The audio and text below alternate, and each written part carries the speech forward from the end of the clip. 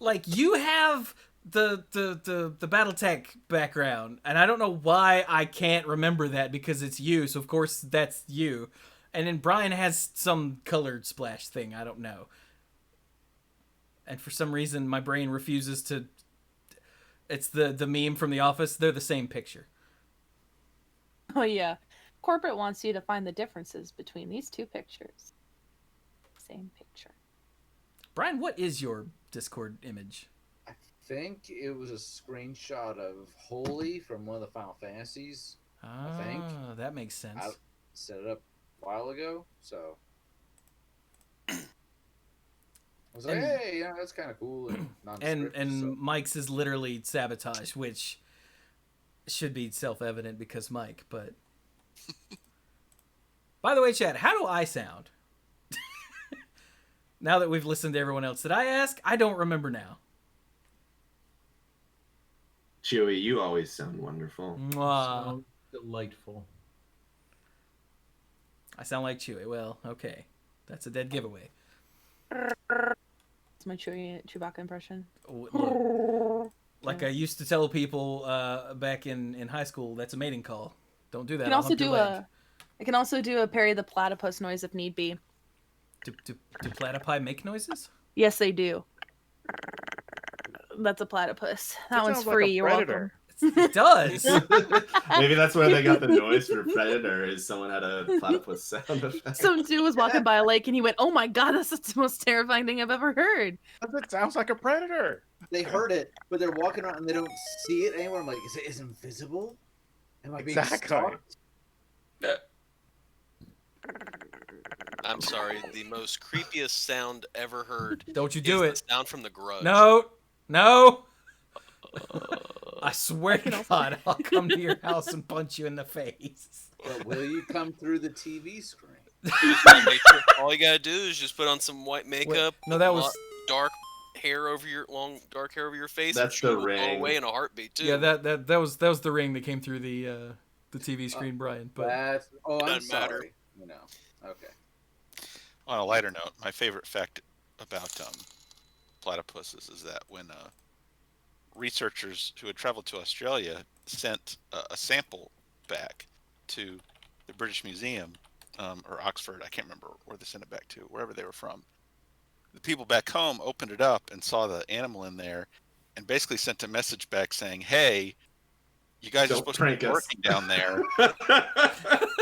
You can't be messing around like this. This is serious. I have a favorite fun fact about an animal. Sasquatch. You ever heard of him?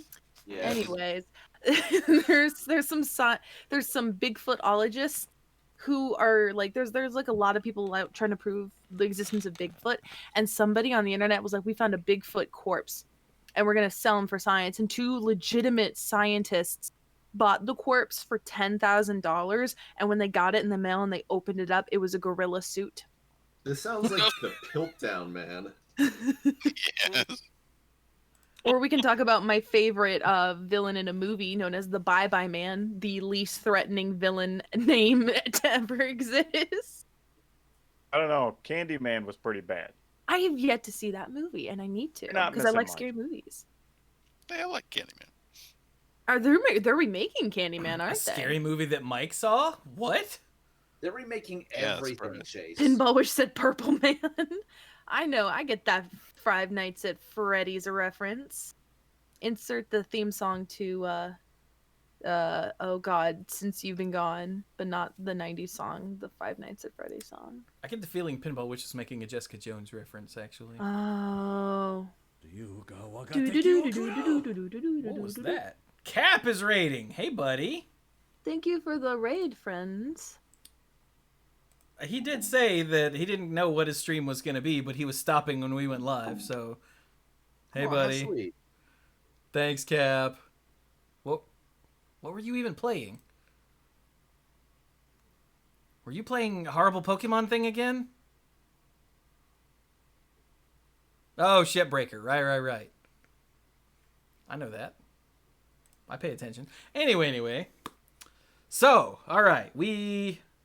I've been recording now for 5 minutes, which means the actual recording started at some point. I don't know if anyone else has this issue with OBS, but sometimes if I'm streaming and I hit record, it doesn't start recording until it damn well feels like it. So I have to hit record and just go for... Holy crap! Ah. Whoa. So- whoa! Magnor Creole gifted a sub earlier that went to Dirk. So Dirk, you're subscribed to my channel now. Do you have Amazon Prime? I kind of wish you would drop your Prime sub on me. But then Magnus gifted 10. Damn. And that went to... Good Lord, look at all these. That went to Brian, of course. Yep. Hey, and Chase got one. And JD Phoenix, and Piccolo, and Damashu, and Vox Fatal, and DeQuan, and Lord Crispin, and Save Me Bunny, and ALK Alters. Sorry, Anthony, you didn't get one. That is okay. It's not necessary. It's like, I don't even have a One Twitch time. account. Being What's wrong here with is you? gift enough. Oh my God, there's Train. more. Oh, there's no Wow. anonymous gift. Oh, It's a Megan's in hype chat. train. Hello, Megan. I love you. Wow. One time, somebody gifted subs in my channel, and everybody had already had a sub except for my robot. So my robot got subscribed to my channel. Holy crap. So the anonymous gifter just hit Aleph Cat, Konotan, Lena Bonina. That's a great name. Brewing with Brewski, Sanctified Sanity. That's another great name. Jersey Bricklayer, Fanboy HS. Wait, hang on. It scrolled. Mighty 199, Luby Loki Love, and looks like Cap-Fee01. Wait, no, that's not it. Top? Oh, it's a different character. It's not a F like F1. It's a different character. That's why I'm Hype train confused. complete. I have never gotten a hype train above freaking 2 before. That's ridiculous. Wow. Well, we should They're just have more good. episode 600 more often. I know, right? We should hit giant milestones every, I don't know, 2 years. Every 100 episodes or so. Oh, and then Pinball Witch and ALK Alters have thrown even more bits, but they haven't popped up on screen yet because we're still running through all of the subs. Whoa! Thank you. This is gonna take forever. And thank you, PowrDragn, for also more bits. This will be the Welcome. show, so Yeah, we're not actually doing Exiled. We're just watching the hype train go by and counting the cars. we're getting run over by the hype train.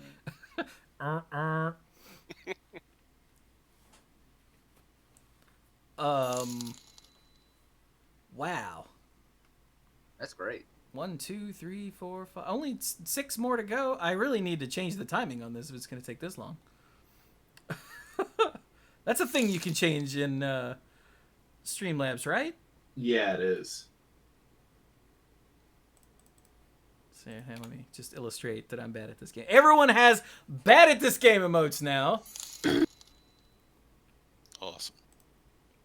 which is really the only reason to sub to me, is to get the bad at this game, to then go throw at other streamers, and then, as one person found out, get kicked out of their chat.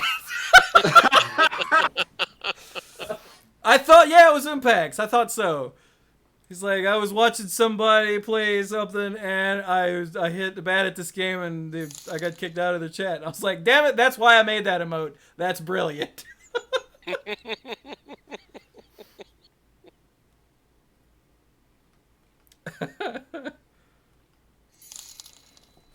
What's the stream about even other than the hype train? I don't know. Did we have a plan?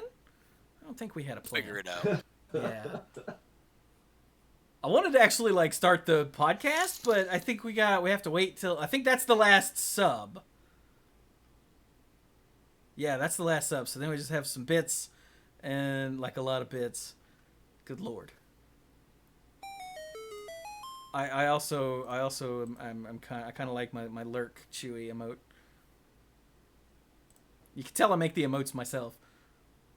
Granted, I didn't make the Chewy face emotes. That was Jars, but I turned them into emotes. Damn it! But the editing on the emotes is good. Thank you. I made Bonk. I was so proud of Bonk because I drew that in Not Photoshop. What's the GIMP? Like I drew that myself. I had it blown up to like, I don't know, 1,000 by 1,000, and I would do stuff, and then I would shrink it down and look at it and be like, I didn't see what I changed at all, and then blow it back up and make bigger changes, and then shrink it down and be like, I can't see what I made, and then I blow it back up and make huge changes, and then shrink it back down and go, now I see it. Because when you're going from 1,000 by 1,000 down to, what are Twitch emotes? Like 8 by 8 or 16 by 16 or something stupid like that? They don't look very big, yeah. It's kind of awful. But anyway. Nope, we're not done. Sup, Westamente. So while this is going, I just want to say thank you all, everybody. Not just for the the subs and the bits and everything, just for being here for us for all this time. Not that everyone's been here for all this time, but a bunch of you have been here for a whole lot of long time. Because the first show was uploaded November 10th. I remember this because it's the old man's birthday, and every year I realize that the show and the old man have the same birthday. Just like every year I realize that Mike and my mom have the same birthday. Every year. It's like, holy crap, I didn't know this. Yes, you did. You've known this literally every year. You've known this. And then Upex resubbed. Thanks, buddy. But yeah, I've probably done more podcasts than anybody with any amount of sense, because this is 600 episodes of this show, and I took over Monday Night Magic with episode something stupid low compared to now, which I don't actually remember when. I used to have it bookmarked, but then MTGcast died, and I think the bookmark might have died with it.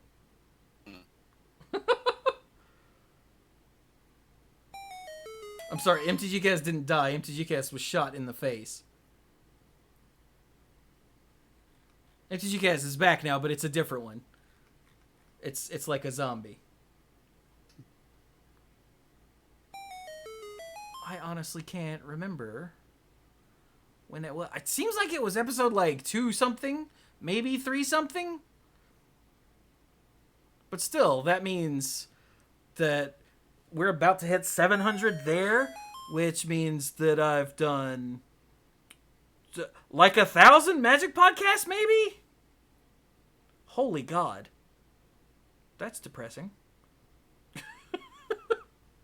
Well, all right. This has been Chewy's Existential Crisis. Thanks everyone for listening. It's true. And then Mike threw bits. Like a lot of them. Thanks, buddy. Took me a minute to figure out how to do it. Okay, so I just saw Mike pop up on the screen. So yay! Okay, we can actually start the show without all the. I could have just muted or turned off the Streamlabs now that I think about it, but that would have been cheating. So everybody good to go? Yes. Yep. Yeah. Yep. All right. So here we go.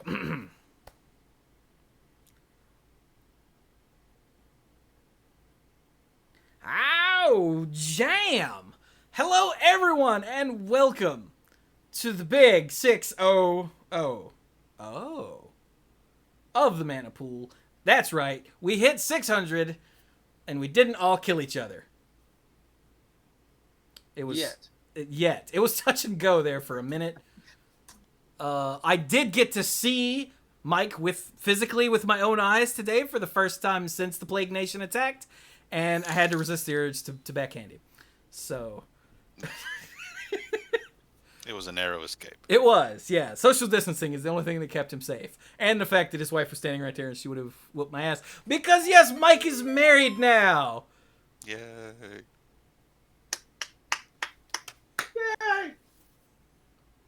I remember I almost killed Mike in one of the RPG episodes.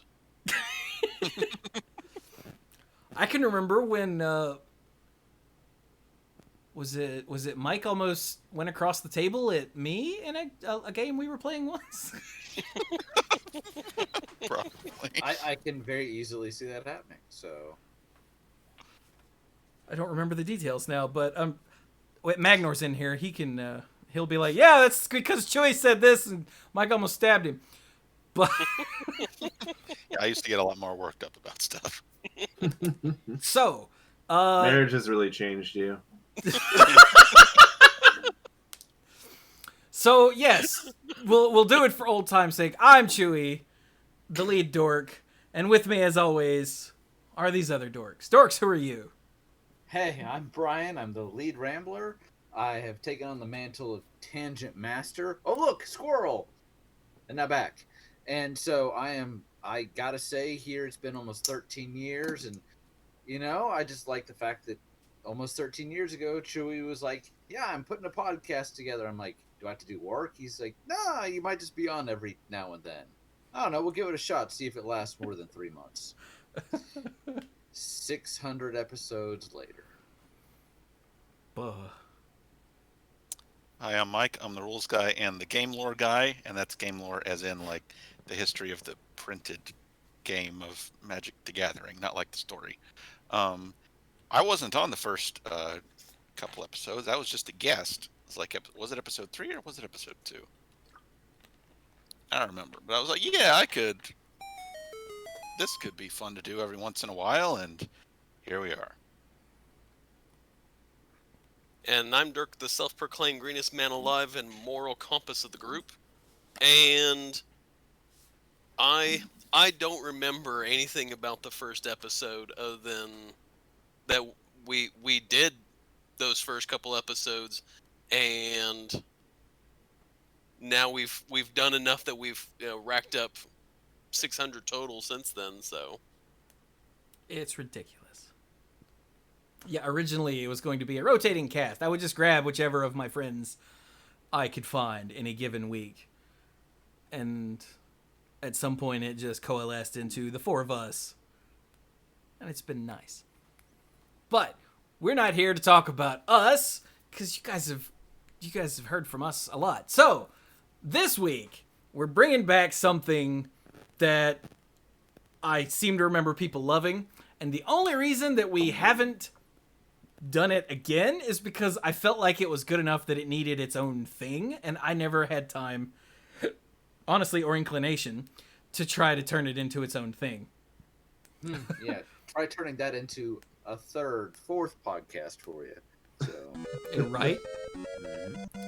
And thank you to everyone for all the bits and follows and everything. Although Pinball Witch did say, she threw 25 bits and said, did you know the collective noun for a bunch of straight white guys is a podcast?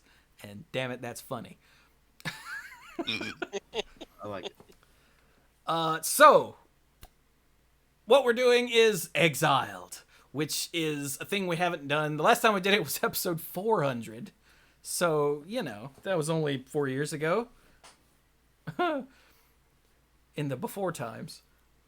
So, Exiled is a thing that Brian came up with. I can't remember who named it. Brian, was that you too? I could not tell you that. I think there's a good chance that I was the one that named it, but I came up with a concept. You might have been the one to name it. Because I'm like the one that I call Chewie at all hours. I'm like, I have this idea. And he's like, that's a terrible idea. And then every now and then he's like, yeah, I think that'll work. And here's what we'll call it. So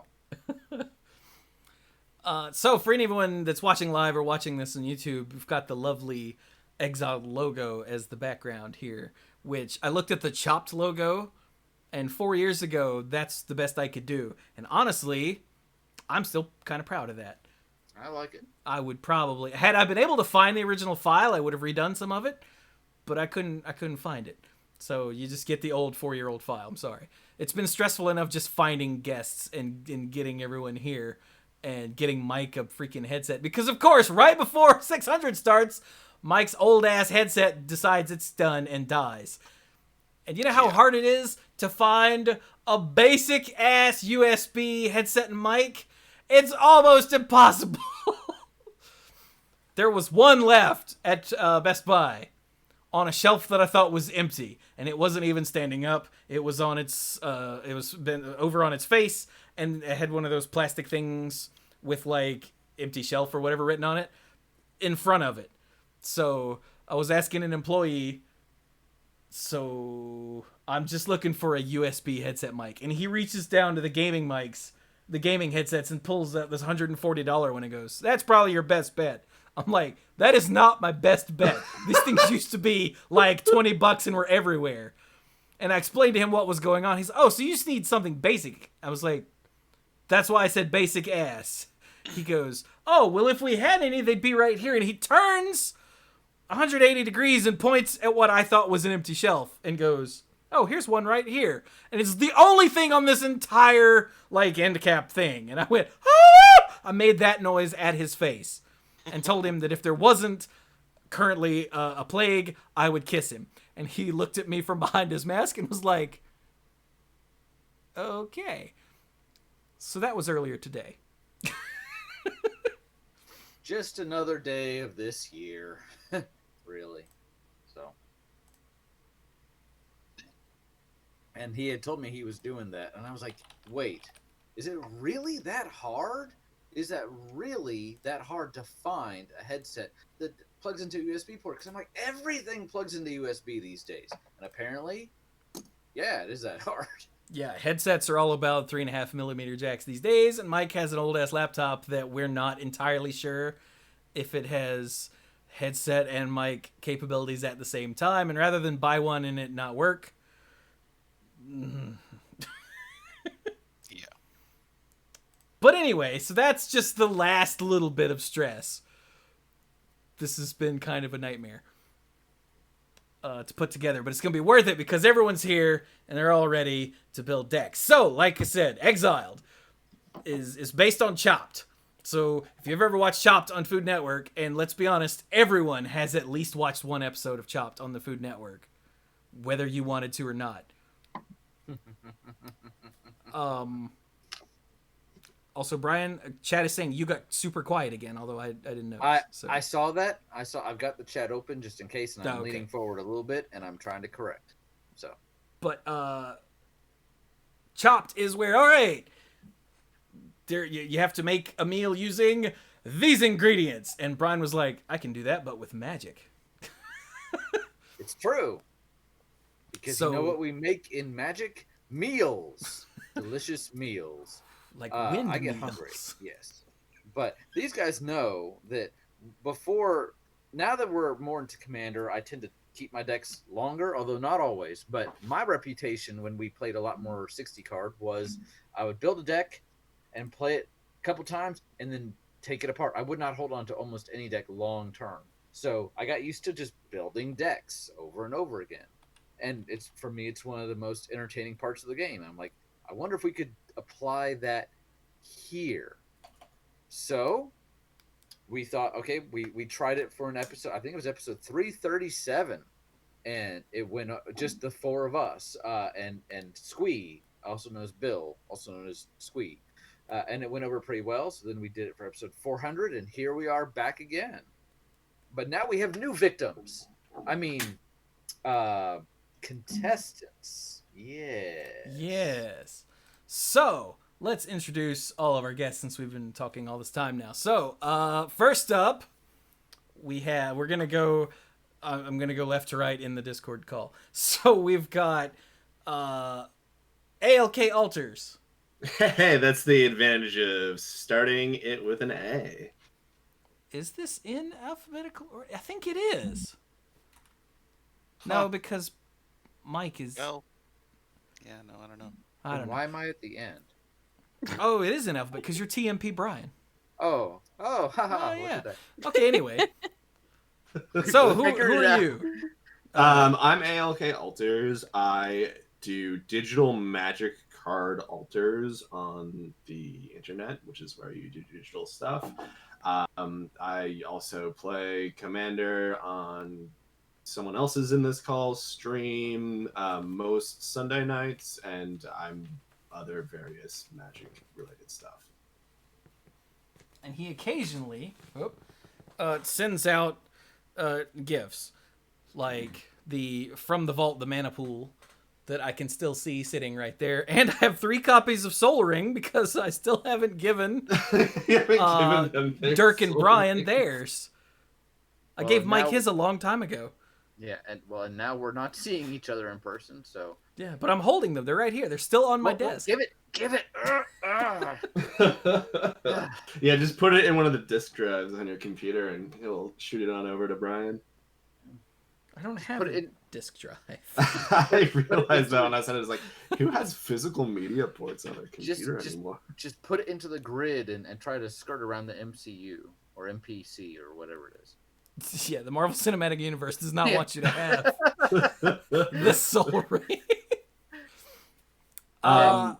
Yeah, what? Huh? Yeah, that was. I can't believe that was almost 2 years ago. The from the Vault to Mana Pool. I have been working on a follow up to that, but it's taken a little bit, and it sort of got thrown off by the whole people not being able to see each other in person sort of thing. So that's my cryptic hint. Is this a sec thing? It is now, whether it is or not. Yeah. Baby. So next up in alphabetical order, we have at least in our minds, and no, we're not trying to make you feel old or anything, but the original voice of casual magic. We have Anthony Alongi. Hey, how's it going, everyone? So why do I call you that? Like, what? Tell these people who you are. Well, I am currently on Commander Community in Star City Games with a little emerging talent by the name of Sheldon Memory. He and I do a show together weekly, and the reason why he and I do this is because we became friends about 15 years ago when I was first writing for Wizards of the Coast and doing some tournament reports and doing also a weekly column called Casual Fridays and then Casual Fun. So Casual Fridays was the original Dojo article that I did, and then I did a Casual Fridays on Star City Games, and then went to work for the mothership, so to speak. And I did that until about 2006, and then decided to take a little break, and then came back a few years ago. I remember some of your original articles, and I guess now, and I don't want this to be a reflection on you, but hearing that was, 15, 14 years ago makes me feel old, but also makes me realize just how invested I've been in this game, and you were really one of the first writers that I immediately clicked with. So appreciate that. That's very kind. That's very kind. And you are definitely invested, and you are very definitely old. Both of those things. Both of those things. My daughter reminds me of that second fact constantly. Yeah, I was going to invite my son who plays Magic to, he's up at college right now. I was going to invite him. Hey, why don't you listen to me? And then I said, you know what? I don't even want what's going to come out. I don't want to. I'll just tell him later. I was on this thing. But it's been a very rewarding time, and I've really enjoyed reemerging and coming back to the community, Magic community, just on my own terms and just at my own pace. And when people want to invite me to things, I'll pop around, and when they don't, that's okay too. And I don't need to have a weekly column. I just like to kind of hang with a lot of really cool people. Everybody out there. It's just been really, really nice to re-engage the community. So thanks for the invite. I appreciate it. Yeah, oddly enough, you were the first name that popped in my head. Was like, I wonder if we could get him, because I saw you pop up on Twitter somewhere, and I went, holy crap, he's on Twitter, and I hit follow, and then a little while later you hit follow back, and I went, ah! It's true, I could hear it from here. He could. You could hear it all the way from there? Wow. Okay, then I believe you. That's outstanding. And as congratulations on your, just to say congratulations on your 600 episodes. That is an achievement of its own. That's pretty spectacular. Oh, thank you very much. Now, chat and the Manipool Discord server both ask the same question. Hey, is that the guy that came up with the animals? Yeah. And yes. So what they probably mean, I think what they mean, I didn't come up with the idea of animals. I'm not that old. So I did this thing called the Multiplayer Hall of Fame, where I did Right. Rated cards, because there were a lot fewer cards back then, and you could actually think about like which ones worked in group play. And multiplayer theory wasn't really a thing at the time. Multiplayer Magic theory wasn't really a thing. A lot of people were talking about it. So I wanted to come up with like, these are the cards that are good in our world, not just the cards that are good in the tournament world. But Yeah. and so, and I figured I needed some sort of objective or somewhat objective way of measuring what was good and what was not. And yeah, so rattlesnake, gorilla, spider, cockroach. I would do it slightly different now. I would use slightly different animals, although rattlesnake would probably still stick because I think people really got that. That one was really evocative. But Yeah. that was kind of what I did. If I did a multiplayer Hall of Fame now, it would be probably shorter and punchier and more about the elements in the cards.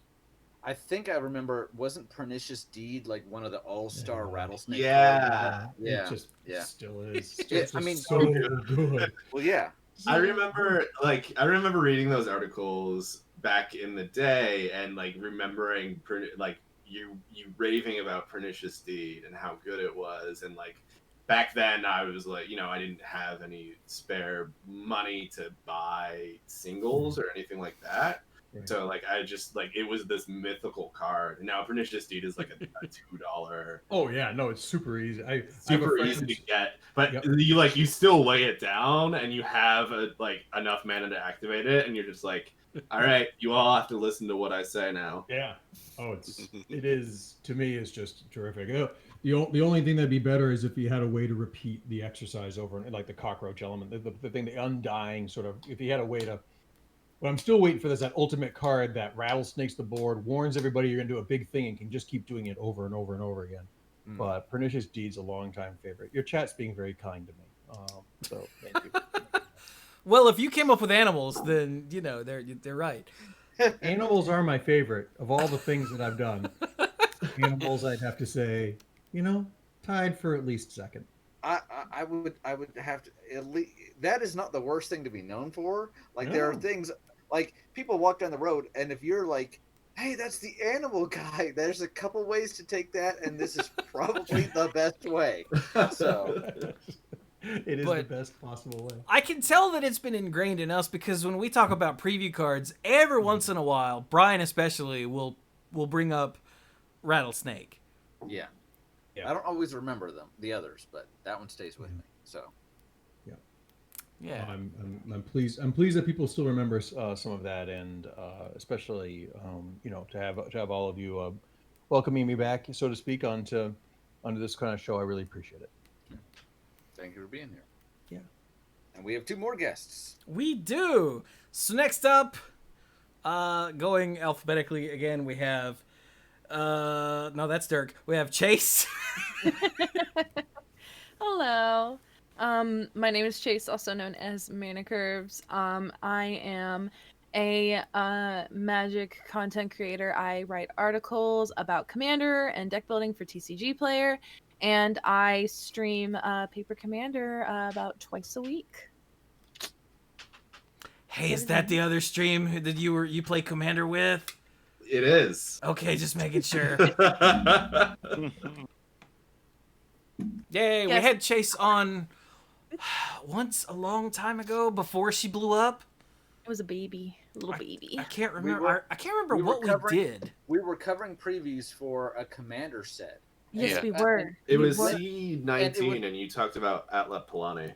Yeah, the one that with the eggs, and like Yeah. she's like, we talked about this card, so it's okay. We talked about this card, and we got to the egg one, and she's like, I have a deck for this. Here you go. Here's every card in the deck and like what it can do, and we're like, that's nice. She's like, and then eggs, and she like full. I loved it. I'm not making fun at all. She like dove right in. So The eggs, the sweet, sweet eggs. And also, I remember I was at a live pre-release, mostly because I remember going to pre-release, and then I see Chewy running up to me, and he went, "Hi!" And I went, "Oh God, hi!" And then that was my first time I met y'all. Was Yeah. at I want to say it was the pre-release that had Awakening of V2 Ghazi. I don't remember what card that was in, what set that was in, but I remember that. I remember that because you and I played against each other, and we both had the Parhelion. And Yes, we one game, did. I got one out first, and the next game you got it first. And I don't know if you remember, my daughter, who's 9 now, I was do. sitting next to me, and it thrilled her to death to see another girl. People talk about representation or whatever, but it thrilled her to see another girl who was really into the game. So it was very cool for her to see that. And that is an understatement when it comes to Chase. Yes. And you can find her on anything /ManaCurves. Yes. Sorry, I have coined that term. Trademark pending, copyright pending.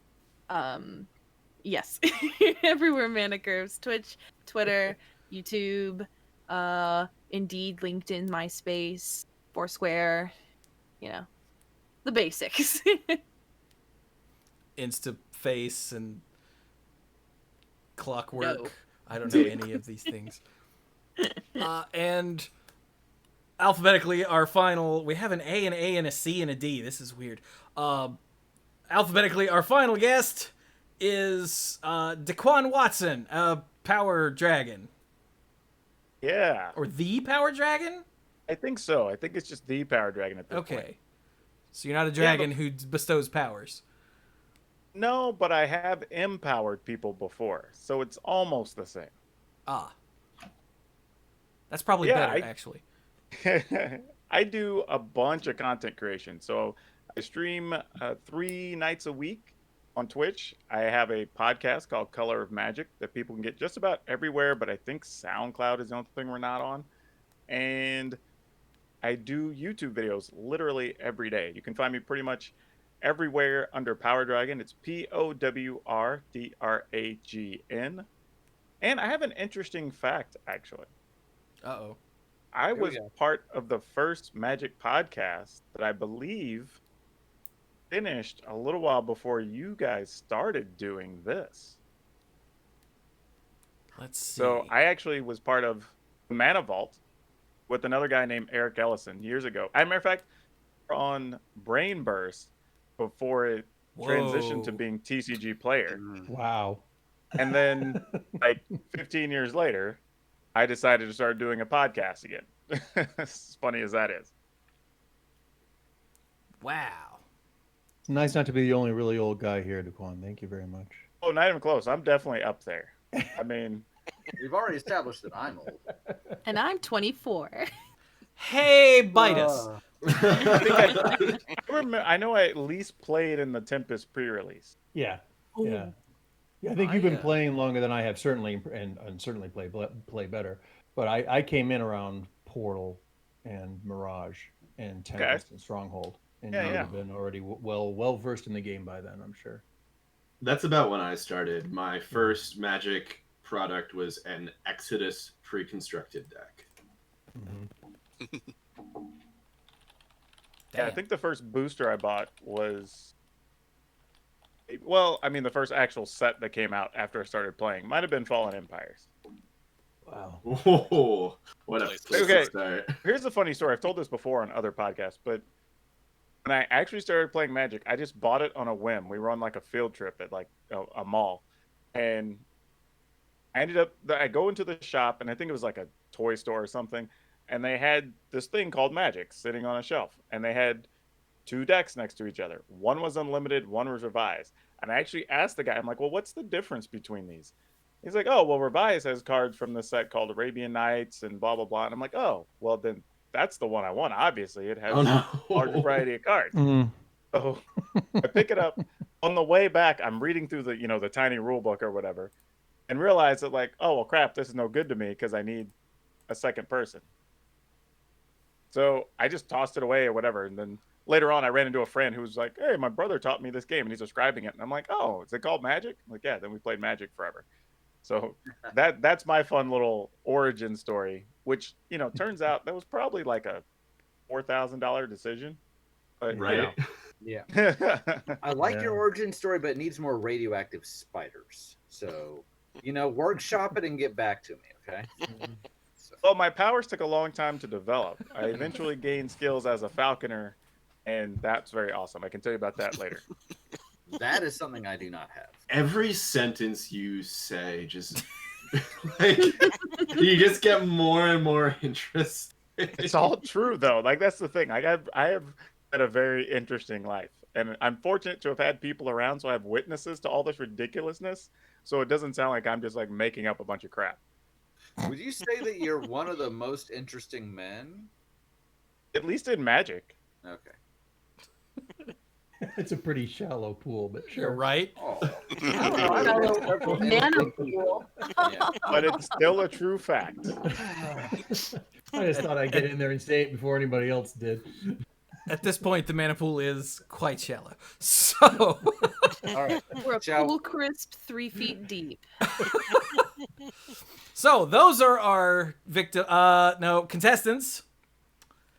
So the way we're gonna do this is we've got a tapped out account that everyone is logged into, and they're going to build their deck there, and then we're gonna judge them harshly. Maybe not harshly, but we are gonna judge them. So we're gonna give you the cards that are required to be in your deck. I don't have a timer that I could put on screen. I guess I'll use my phone. There are like a million timer apps, so just I mean, there's just one built into the clock app on the phone. I just was hoping I could have one on screen, but this week has been incredibly stressful, so I didn't do that. Timer, here we go. Okay, so this will be 15 minutes for the first round, just to get everyone in the groove, and so they can work out the kinks with, don't kink shame, but the kinks with tapped out, if there are any. Pinball wish that we will, through 10 bets, it said we will judge them harshly. We will also judge their work harshly, but with very different metrics. Accurate. So, the first round is, let's see. We didn't come up with clever names for these rounds. no. Well, I mean, they have themes, so. Oh, I know. This first round will be the Goro round. Oh, there you go. I like that. So, are we ready to get into this? I guess. Do you guys all have your tapped out windows ready? Yep. You do? Yes.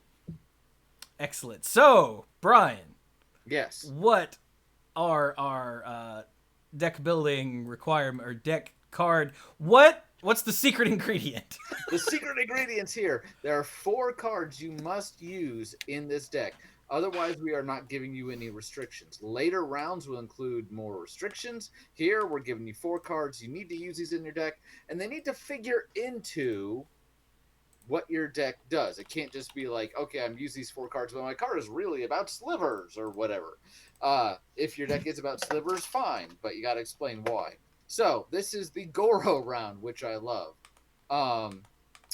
So I'm going to name these 4 cards, and then one of each of us, to keep things rolling, will quickly run down what the card does. So the 4 regular hosts, you guys all have this list in front of you that we talked about? I mean, I do, and I'm going to pull them up on screen so I can just Okay. I can just read them off as we go. So, well, I'll just start by reading them, and then we'll get into each one. So the first one is Sergeant at Arms, and there are little hyphens between each word. Yeah, The just to make it easier on you.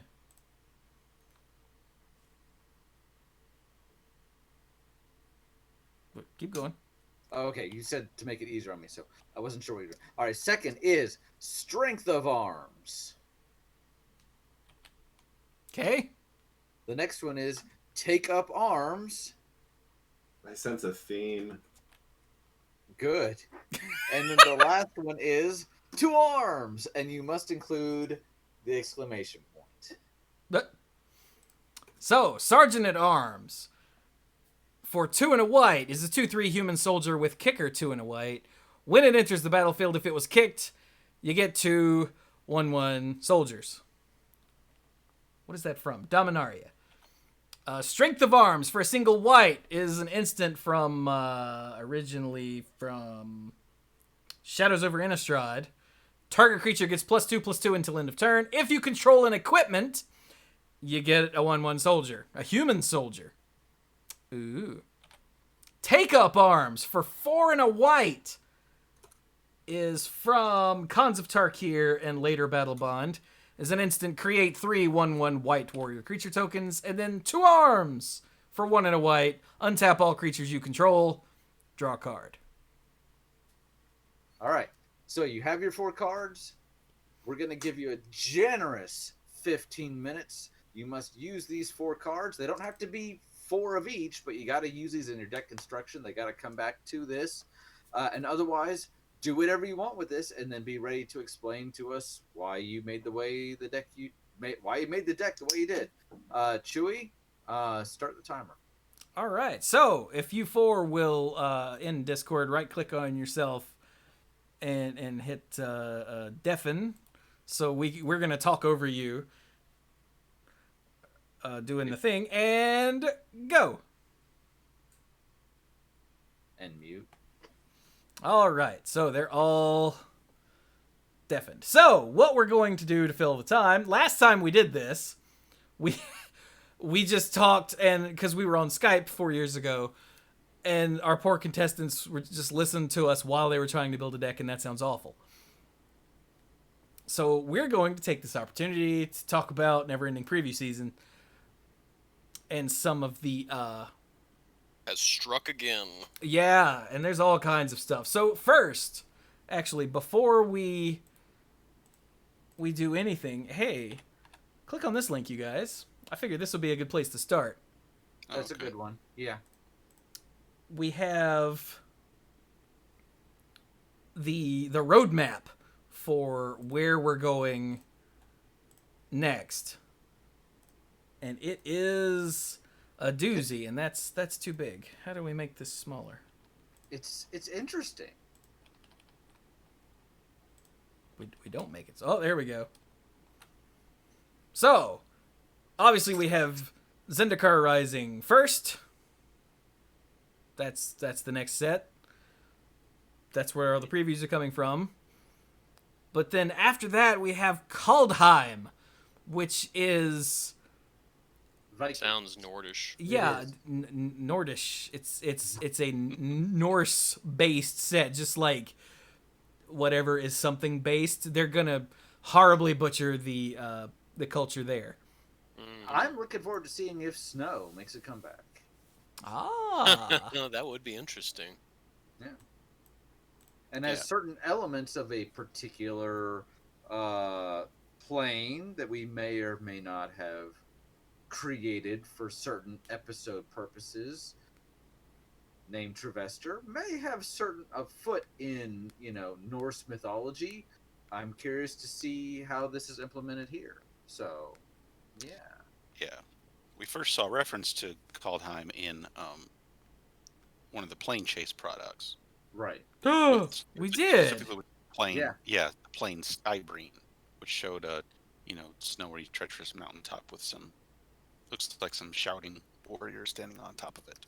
I don't see that art is evocative, and I can't even remember what that plane did, but I think it was one of the hater plane, one of Yeah, it was one of the Griefer planes. Mhm. Yeah, that's Griefer. Thank you. So. Brian drinking that haterade. But yeah, people have been wondering about it for a while. We've gotten, feedback from people in Wizards saying they want to go to it, and now we're going to go to it. So fun. Yep. Neat. Next up, we have Time Spiral Remastered. Now, that's a supplemental product. Back in the day, we had Tempest Remastered. Not in the day, but, in years past. Years before, we had Tempest Remastered, which was online, on Magic Online only. Yes.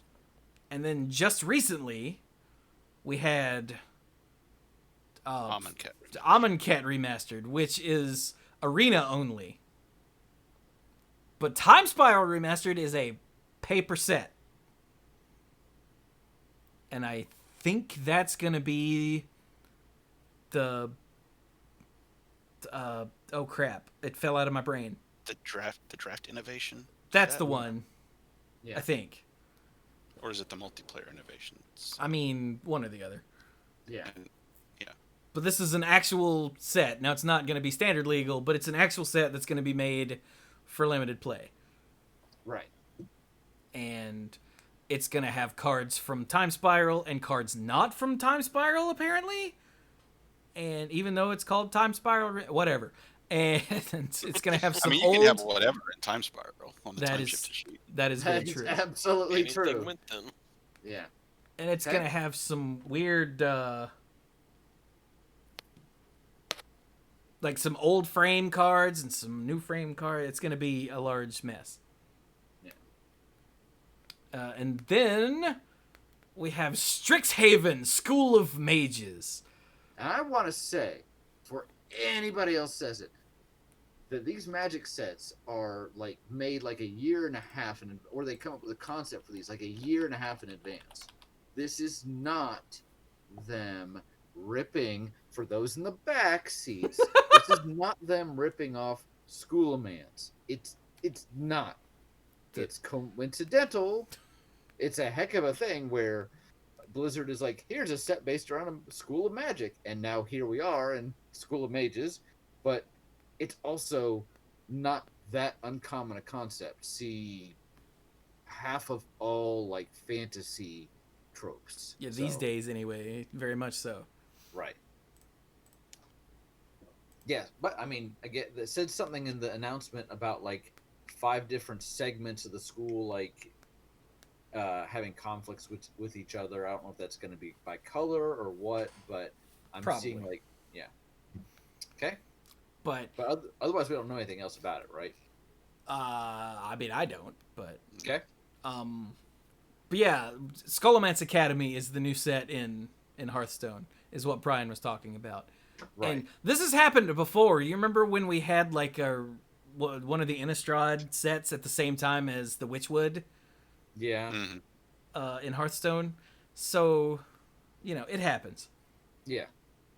But I just thought it was like pretty darn, like it was so close that I was like, okay. And then I started seeing the comments and I'm like, okay, guys, let's take it back a step. Yeah, these sets have been in the works for like plural years at this point Yeah.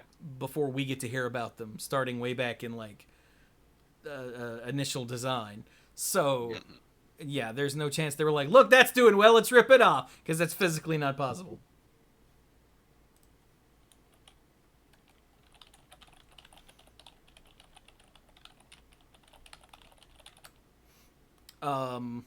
One of our contestants is done already.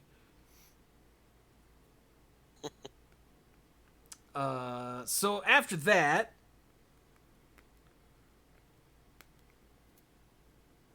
we're not getting another core set. You remember we got core sets back not long ago. How many core sets have we had now in the return? Like 2? Was it? I can never remember. The stuff won't stay straight in my head. Did we have a 19? Or was it just 20 and 21? Maybe. I don't remember. I'm looking it up. I know we had Commander 19, but My that ain't it. recollection, the previous one was Origins. Well, no, that was the last of the Stopped. initial run, and then Well, it that's stopped what I for was a few years. Yeah.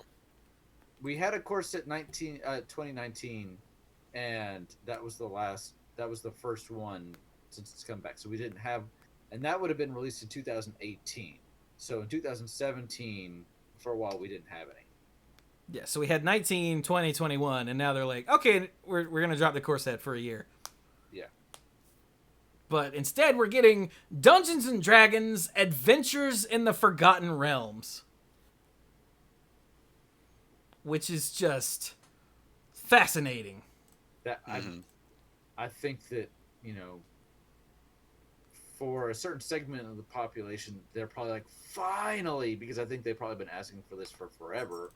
And people were like, well, they're not going to do that. And lo and behold, they did it. So, Uh-oh. Uh-oh. What? DeQuan's deck didn't... Oh. It's up in the comments.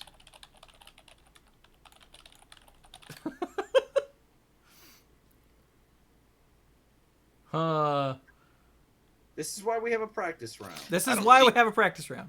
I don't see any of the decks on the Exiled profile. I see Chase and ALK both have a card showing, which means they're actually building in there. Huh. Like, I don't see anything. Did you refresh? Yeah, multiple times. Are you in... DeQuan's round 1. Am I supposed to be signed into the Exiled account to look at these? Oh, yeah, because these are all private. Oh, okay. Well, there's no problem. There's your problem.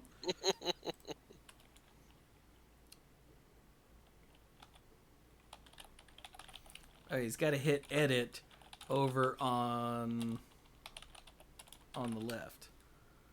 Right? So you click here. Is it on the left? Where is it? Yeah, edit. It's on the left. Yeah. All right, he'll get it figured out.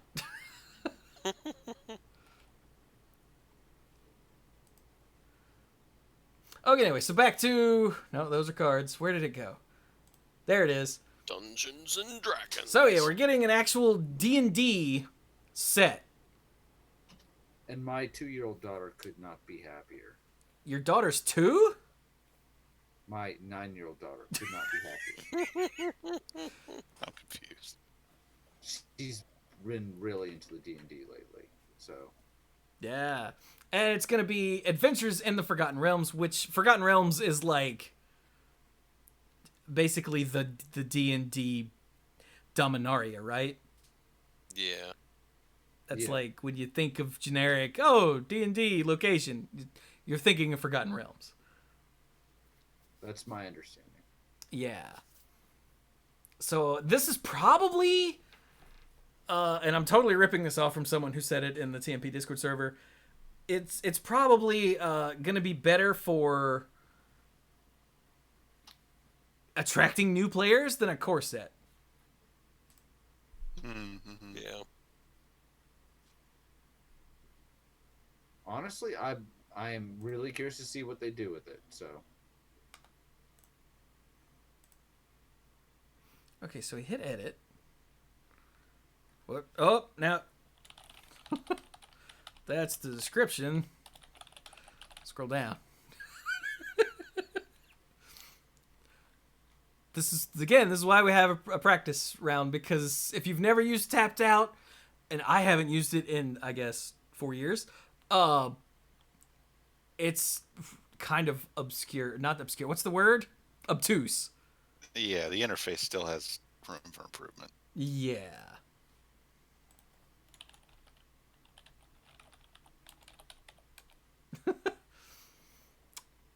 But anyway, yeah, so back to that. How much time is left?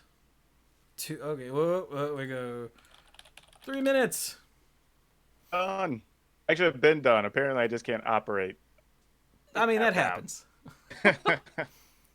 So we're currently talking about the D&D set. Or the D&D setting for the set. Pretty cool, though, in the sense that we're probably just getting everything set up for it with Zendikar by having the party mechanic, which is sweet. Accurate. Since Zendikar's original concept was basically, well, it's D&D style adventure, but without the D&D label, because they didn't want to cross the streams back then. Mm-hmm. And now that they've realized that they can cross the streams and get money out of it, they're like, woo! I think the test was the Godzilla crossover with is it Ixalan? No, not Ixalan. Damn, Ikoria. Ikoria, thank you.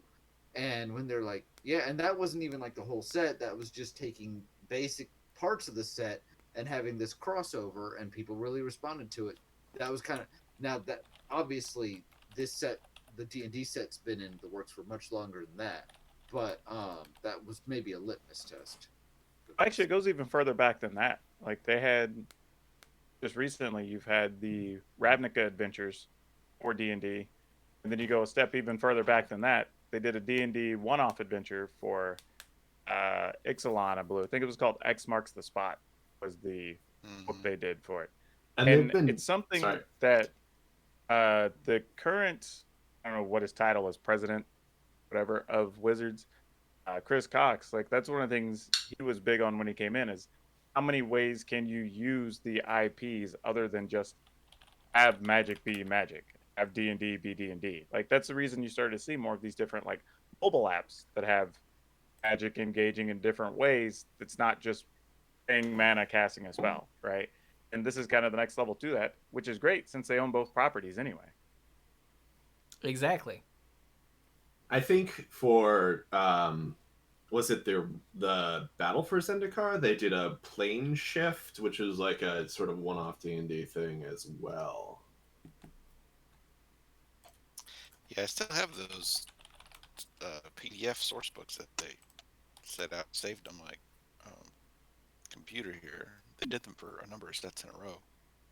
That was basically, it was just James Wyatt. He just wrote it all himself. Yeah, figures. Yeah, even the X Marks the Spot one only had, I think, like 3 people work on it, or 3 people put any info into it. So it was one of those things they wanted to do, but since it was just like a test and they didn't know what they were going to do with it, they didn't put a lot of resources to it. Especially because I think even the X Marks the Spot one, though they made physical ones, I think those were mostly still given away for free. I think so. Which is amazing because those things ended up selling for like $30 to $50 on eBay. Damn. I think I still have one somewhere. This was a lot harder than I thought it would be. Oh, you think so? Yes, mostly Sorry about because that. I'm so used to not worrying about having to Hello? find a balance between creatures and. Can you guys hear me? Yes, we that's- can yeah, hear you. yeah. You were worried Yeah. about balance. Yes. I was worried about something else, but Lord. All right, well, let's go see how everybody did. Oh, I'm and on DeQuan. Whoops, back up. And now I'm Oh, on and- Discord support. How in the hell did I get here? I suppose we should say now that they're done. Agreed, that Pinball Witch. Balance is banned in every format. I suppose we should say now that we're done that Can you guys hear me okay? Yeah. Yeah. Yeah. yes. Mhm. That obviously no one's getting eliminated this round, and it's good to work out some of the kinks with the practice round. But if there is a deck Hello? that we What? Hello, We can hear you. We can hear we you. can Maybe, hear you. maybe Anthony can't hear us. Uh-oh. It's weird. I never have the problem where people can't hear me. I don't shut up. That's the problem. Uh-oh. Well, I'll stop Uh-oh. saying hello then. I'm glad you can hear me. I can't hear you, and I don't have deafen set or anything like that, so I don't know what's going on. Okay, wait. What if I know. The I'm list gonna still not kick full you. up? Rejoin the call. Can I kick him? No, that's removed from group. How do I just hang up on him? Oh, he'll just hang up himself. That works too. that's even better. Okay, did that fix anything? Hello? Hello. I guess not. Looking at the screen on the Twitch video, I think DeQuan and I went in a similar direction. Of Uh-oh. course. Well, now I gotta see what everyone did. I gotta love these technical issues. You know, we haven't had any in a while. I wonder what happened. because he was going okay, and then How about now? Uh-huh. Yeah, I we don't know. can How hear about now? you. We can hear you now. So We- weird. Yes. Mm-hmm. I can't hear you guys.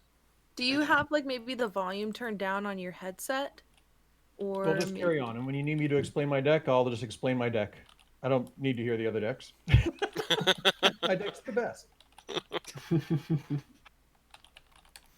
Fair enough. Well, his deck. Yeah, well, let's no, see. I'm no, not. no, I don't nothing actually reasonably see a confident. deck though. Yeah, I've got the mute settings. I've got the volume all checked. Yeah, no, I'm absolutely. Say something again. Hello? Yeah. We're Yes. here. Okay, yeah, no, I hear you. I don't know what the hell happened. I still don't That's I still- awkward. still don't see his. We're all back. deck. I. Oh, it says it can't find a bunch of my cards. That's. What are you talking about? Oh, well, that's the name of the deck. Is it just not letting me do a thing because? Hang on a sec. I'm not adding any cards. I guess I'm just trying to fix the names now. Seriously? And of course we can't. Of course we can't hear us while this is going on. We are very professional. It wouldn't be a giant Manipool episode if we didn't have something go horribly wrong. Well, of course, I'm super happy to be the oldest guy and have the tech not work. That's just thrilling. You probably aren't the oldest guy. No, that's fair enough. I mean, I'm certainly going to sound like it now. Wait, does that mean you can hear us now? Yeah, I can hear you. Yay! Oh! Yeah, no, I can hear you. I can hear you. Okay. All right, great. I'm just trying to fix. I'm trying to fix what's wrong with it. He's telling me it can't find some of the card names, and so I'm just trying to save stuff in a way that you can read it. Yeah, it might have been mistyped. It's very fickle with names on there. No kidding! Holy moly! It didn't like. You know, I can't give it away just yet. Hang on. All right, we'll tell you what. Then we will start. Yeah, just start. I'm not cheating or anything. I got. I'm not. That's not still my practice round, right here. You can't cheat in Thousands the on practice the line. round. We will start with Mr. Alters here. Yes. All right. So let's look at this. So what's going on here?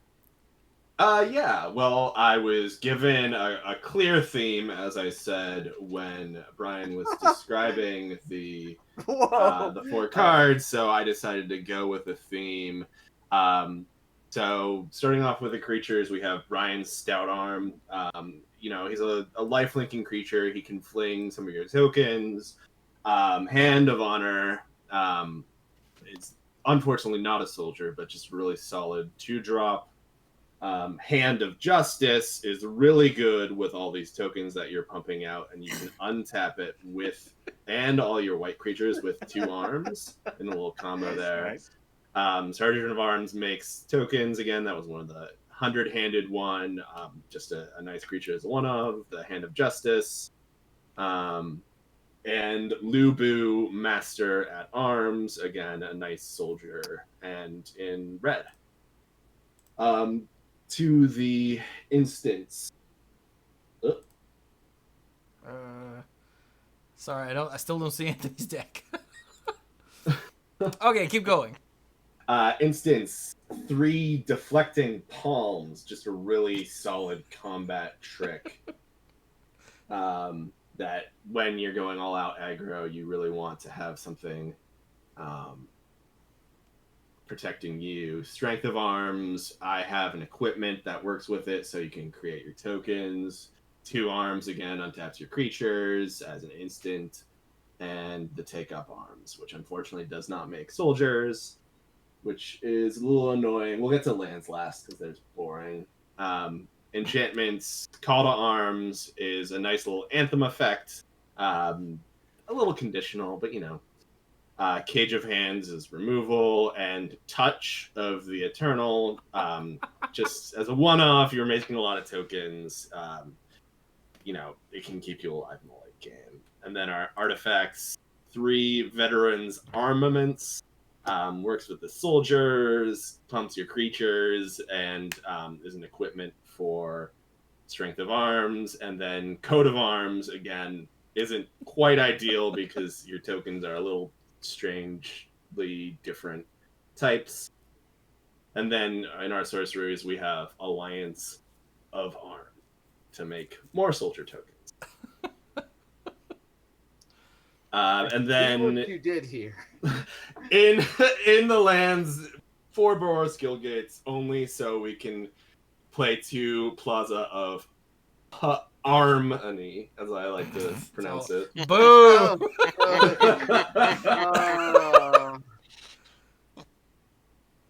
Boo! And that's the deck. I like how he presents it to us, and he gives us all these reasons, and yeah, it fits into the token thing and all that. And yet, I'd be remiss to point out that literally every card is a reference to hands, fingers, toes. The one that's furthest out is Touch of the Eternal, which is something you do with your fingers. So that also fits in the deck. So, yeah, Huh. it both. You went into Boros' direction. You both fit the theme that we were talking about from a flavor perspective, but from a mechanical perspective as well. So, yeah, I okay. Good job. Yeah, Thank you. I dig it. Mhm. Yes, I dig it with the hands that are used for digging. So, Very. yes. How very upper body of you. Do you even Yeah. lift, bro? He did not skip arm day. That Nope, is- skipping leg day. All right. Next. What, Should we how go did to I d- get? What? What? I'm looking at What? ALK round 2 for some reason. I don't even know how I got here. I'm looking at DeQuan round What? one. How did? What?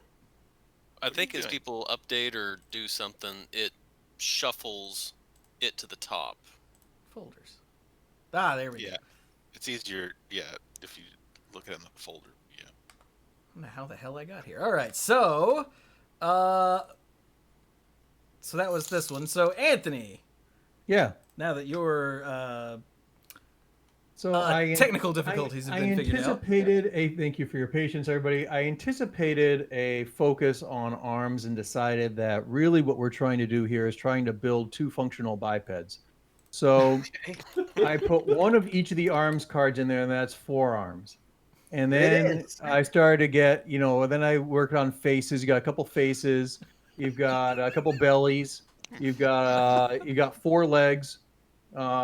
You've got a couple heads and such, a couple mouths, and then they got to fingers. Well, and the Urza, by the way, the headmaster. This is a 5-color deck. If it's not clear. So then you've got Pointy Finger of Doom. The problem with Pointy Finger of Doom is that it only gives you, like I was assuming, legal construction, so only 4 fingers.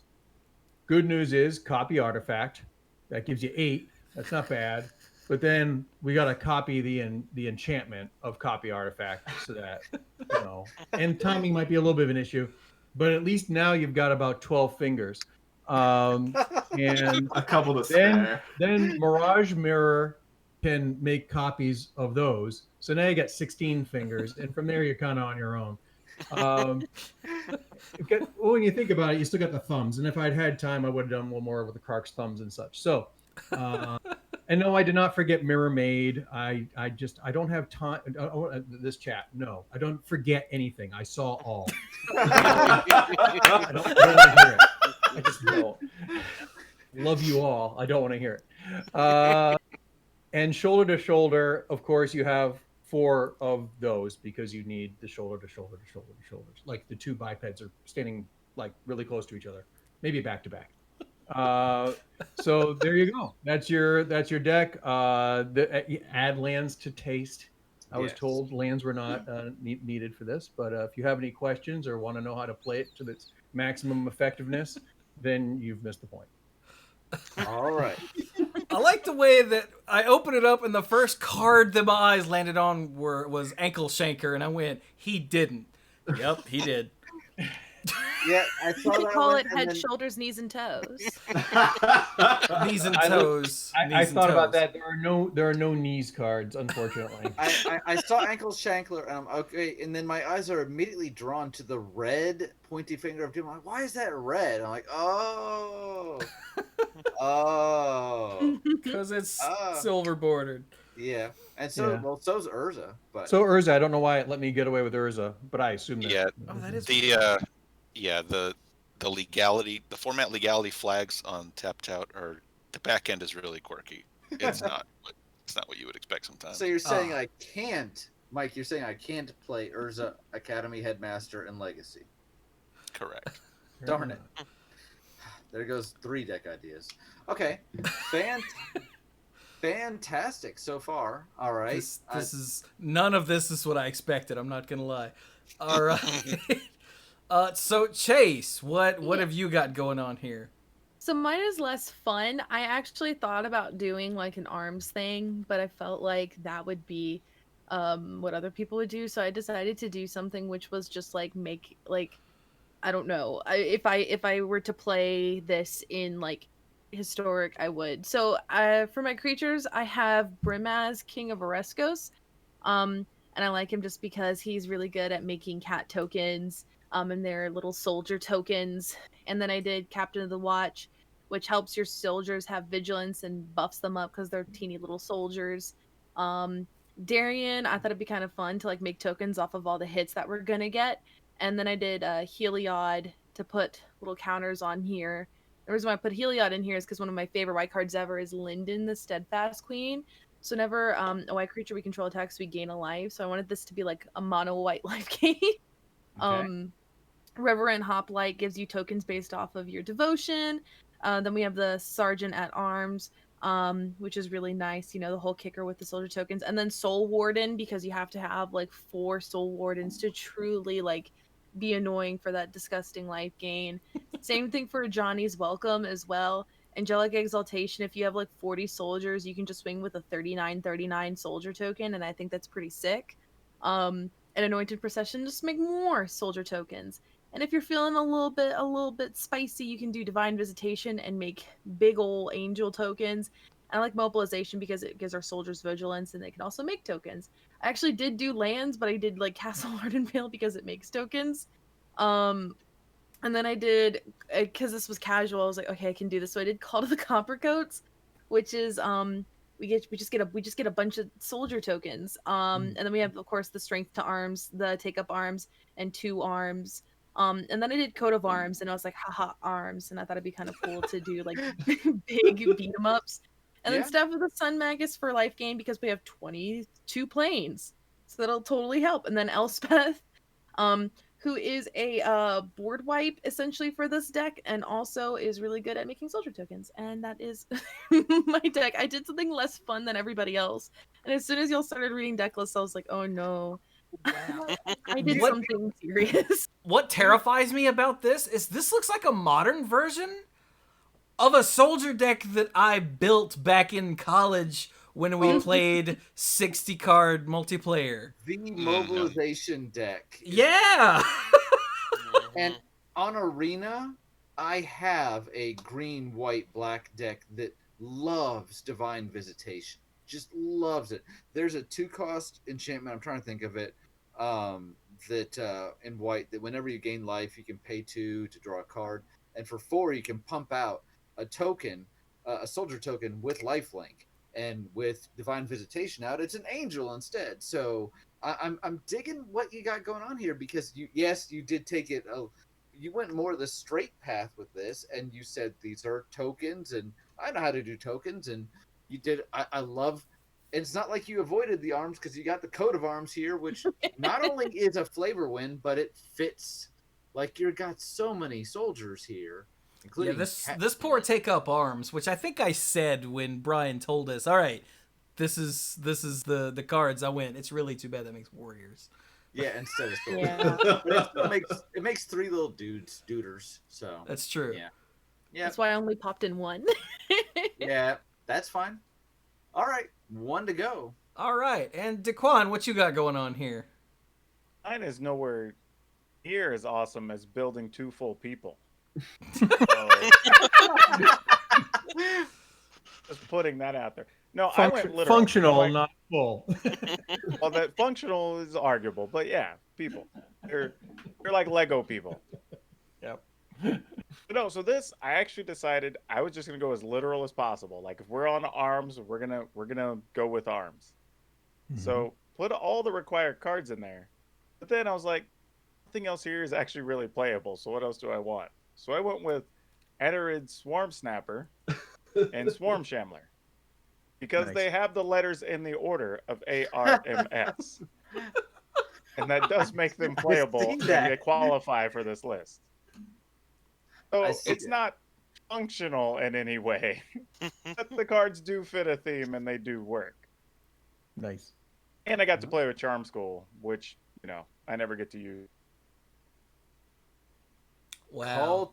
Call to Arms. I've got to look at the Oracle text for that, because I'm trying to read it on my screen, and my head hurts. So from that tiny text. Yeah, it got an easy update at some point. That's much cleaner. Okay. Oh, and the Earthen Arms. Yep. Pump your little duders. All right, so we had one person build a soldier deck. Just looking at what the cards did. We had one person go full arms and only arms. Yep, only arms. That was Arms the only thing that and qualified for some fingers as well. So. No. I'm talking about DeQuan. He's got literally just arms. Oh, that's right. Yeah. And then Full we've arm. got one person who went like the entirety of the arm from the shoulder down to the fingers. And we have one person who made full bodies. Oh my god. All right. If our hosts, we're the hosts. If our contestants can deafen real quick, we're going to talk amongst ourselves. Hopefully, when Anthony comes back, he'll actually come back this time. I'll actually come back. And Maybe I will, maybe I won't. This should only be like a couple minutes. This shouldn't be very long. Right. So, Yeah. what the hell? Wow. Okay, this is gonna be a fun episode. So, yeah. So it's a good thing this is an elimination round because We just have to come up with a ranking. So Yeah. for who goes first in one of the special things that starts next round. yeah. So personally, I'm thinking that ALK gets the first spot because his deck is both flavorful and functional. Yeah. Oh, I agree. I think I'm all in on ALK getting that. Yeah. Because it did both. Whereas DeQuan's is flavorful and not at all functional. Yeah. I mean, it works, but And Chase's is extremely functional, probably the most of all of them. And she had a little bit of the flavor there, but not as much. And But then she used the cards. she did. Except She, Yeah. She used the cards. Well, actually, not as many. She just put one copy of each to some of these. But anyway, we didn't say 4-ofs was required or anything like that. that's right. Just Sure. like had to- I'm not saying she ignored it. I'm just saying she went with a more traditional, like, I could actually play this card. yeah, like a good deck. Yeah. Yeah. So honestly, I'd probably put ALK first, then Chase, then Anthony for just sheer creativity. But I don't know that we even really need to rank them beyond the first necessarily. Although we can just say, hey, so we go back and we say, or Chewy says, all right, everybody did well. We're gonna give this round to ALK. And because remember, this is what sets up the order for the card they get to pick and keep for just themselves only. Correct. So how do we want to do? Do you guys agree with my ranking? ALK, then Chase, then Anthony, then DeQuan? That is literally what I had in my head, and then you said it. Okay. So how about the rest of you? I agree. I would have originally put Anthony first, but after hearing you guys talk, I agree with ALK first. I would switch Anthony and Chase's places with what you have right now, but since I'm outvoted, we'll go ahead. I'm comfortable with what you've said. Okay. I will say I think that those two are probably the closest of these. So, but if we're all in agreement, I would say let's keep moving. Is that all right? Okay. Yeah. All right. Let's invite him back in.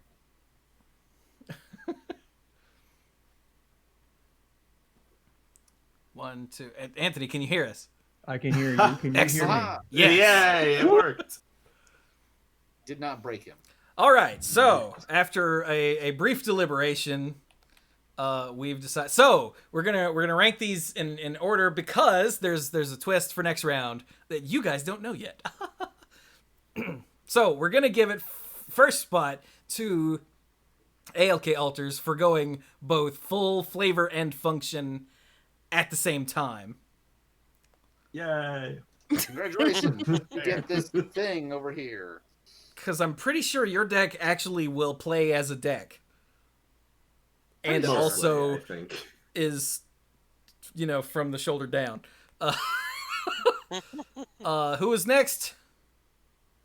We had some discussion about that. We decided to give second place to Chase. Yay! To Chase for building an actual deck that does things. And it's It's fair. terrifying. Fair. Actually, And it's looks kind like of you would play terrifying, really yeah. well. Yeah. So And then I already forgot. I think we went with Anthony for third just for sheer. Well, okay, this is actually a part you missed, but sheer balls. yeah, you Don't had think literally Those everything. aren't part of the deck. Yeah. Literally I had- think I didn't search.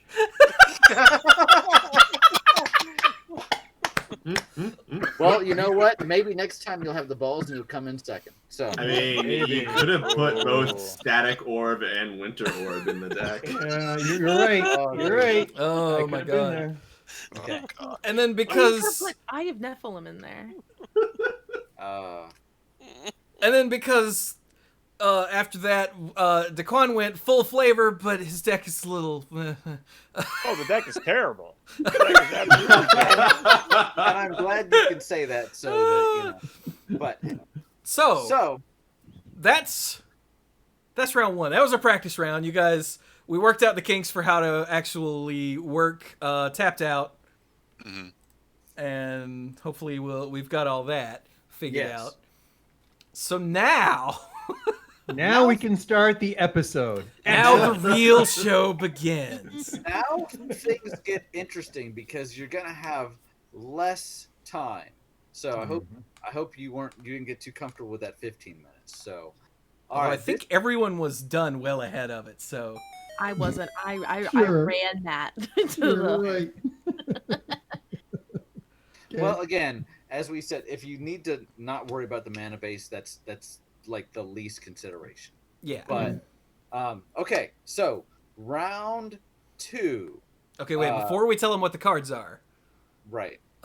so the reason that we ranked you guys in an order is because after we tell you what the cards are, you each get a second to figure out one card to claim as your own that no one else can put in their deck. Oh, I feel like I Yes. entered Saw. Saw, but for deck building. Do you want to play a game? The antidote is in the mana base. Now, everybody lop your own foot off. No, Whoever hand. empties their Black Hand. Lotus first gets to leave. I will say that the first Saw movie is brilliant. The rest of them, less so.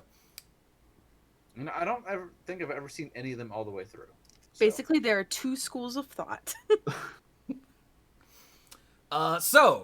Has everyone got your round 2 deck Yes. spot open? Yep. excellent. And everybody knows we kind of worked out through the kinks of actually putting them in the deck and all that. All right. This one is going to be a little different because we're not actually going to give you 4 exact cards. Wait. We're- Yeah, we are. Yeah, we are. Yeah, You this mix is. up rounds 2 and 3. Yeah, he mixed up rounds 2 and 3. I did mix up rounds 2 and 3. Look at that. I know what's going to happen Nothing. in round 3 now. Okay. Well, All right, that means we have to arbitrarily kick one of you. I'm sorry. I mixed up. I mixed that up. So, no, we do have 4 cards for you. Ignore what I said just a second ago. This is the one that Chewy, I think, in the original discussion, I had going last, correct? I think so. Yeah. Okay, all right. So if I start saying the wrong cards, kick me under the table, which would be really hard to do across the internet. All right, if you guys are ready, the first card you will need to use is Bottled Cloister. This is Oh, the crap. right list. Wait a This is the minute. right list, This right? is the right list. Yeah, I just didn't. I didn't pull them up. Okay. So hang on. Interesting. Let me get them up to show to chat. And then this one, and then Okay. this So- one, and then what's that one? No, All right. that one. Okay, so let's show Okay. these to chat. So, Bottled Cloister, Teferi's Puzzle Box, Oh no, What are you doing, Chewy? wrong button. I'm freaking out, man. Okay. Are we good to keep going? Yep. Maybe. All right. Scroll rack. And finally, Sensei's divining top. Now, there's a caveat. There is a caveat. Are we going to tell them what these do, or do you think do we need to run through these Well, cards? I figure while we're reading the cards, they're going to start building. So, at least in their head, if nothing else. So, give them the caveat first. All right. The caveat, and this has to come into play before you pick your individual cards. You cannot include, other than these 4 cards, you cannot include any cards in your deck that have in their rules text the word draw or the word reveal. Interesting. Now that just makes me sad. So, Underworld Dreams, out the door. Yawgmoth's Bargain, goodbye. I was gonna make a wheels deck. Wheel of Fortune, Wheel of... See, those go round and round. Yes. So, to read off these cards for anybody listening to the audio version, Bottled Cloister. These are all artifacts. For 4 mana, at the beginning of each opponent's upkeep, you remove your hand, or you exile all cards in your hand face down. And then at the beginning of your upkeep, you return all cards you own, exiled with Bottled Cloister, to your hand, and draw a card. So... Sorry, a question on the surprise rule here. Yes. Are we saying the exact words draw and reveal, or any variation on those words? Okay, so Yeah, draws and reveals count too. So Okay. Whether it's singular or plural, past tense, future tense. Now, the roots are draw and reveal, and other actions are okay. Correct. Gotcha. Put a card into your hand if that's what it says, is not drawing a card. unless you have to reveal it first. Unless you have to reveal it first. In which case it has the word reveal on it. So, alright, so that's Bottled Cloister. Alright, Teferi's Puzzle Box says at the beginning of each player's draw step. Oh god. That player puts the cards in their hand on the bottom of their library in any order, and then draws that many cards. Now, before we go any further, we had a discussion when we were plotting this out about whether or not Bottled Cloister and Teferi's Puzzle Box work together, and they do. Turns out they do. You have to read the card, though. Yeah. Scroll Rack. Scroll Rack costs 2, and it says for 1 and tap, exile any number of cards from your hand face down. Put that many cards from the top of your library into your hand, then look at the exiled cards and put them on top of your library in any order. So essentially you're swapping some cards in your hand for some cards from the top of your library. So I have a question. I need to make sure. So Okay. as long as I know Alk just asked this, but my brain, my youthful brain is just going all over the place. If as long as it does not say the word reveal and draw, I can play it. Even though if the action is revealing, but it doesn't say, and there's no errata that says reveal, I'm good. Correct. I'm Excellent. so terrified what that could be, but sure. yeah, My youthful brain is at work. And let's just say, when in doubt, go to Oracle. Pretty much, yeah. Yeah. Okay. Okay. All right, and All the right. final card, Sensei's Divining Top. You all know it. You all hate it. For 1 mana, pay 1. Look at the top 3 cards of your library. Put them back on top in any order, and then tap, draw a card, and then put the top back on top of the library. Sorry. Hashtag stop the top. We got there eventually. Woohoo. All right. So we're gonna start with our round 1 winner. That would be ALK. ALK, give us a card that you want the exclusive right to put into your deck. I'm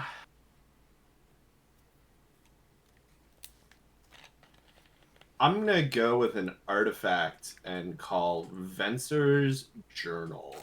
Okay, Venser's Journal. Huh. Oh, I thought we had to choose one of those 4. No. You're choosing another card that no one else can have. Oh. You guys. Sorry, must my use bad. You guys must all use those 4 cards, and then Okay. each of you will get to pick a card that you can use in addition to those 4 that no one else can use. So, our round 1 winner has I choose Bottle of Oyster. Everyone else is disqualified.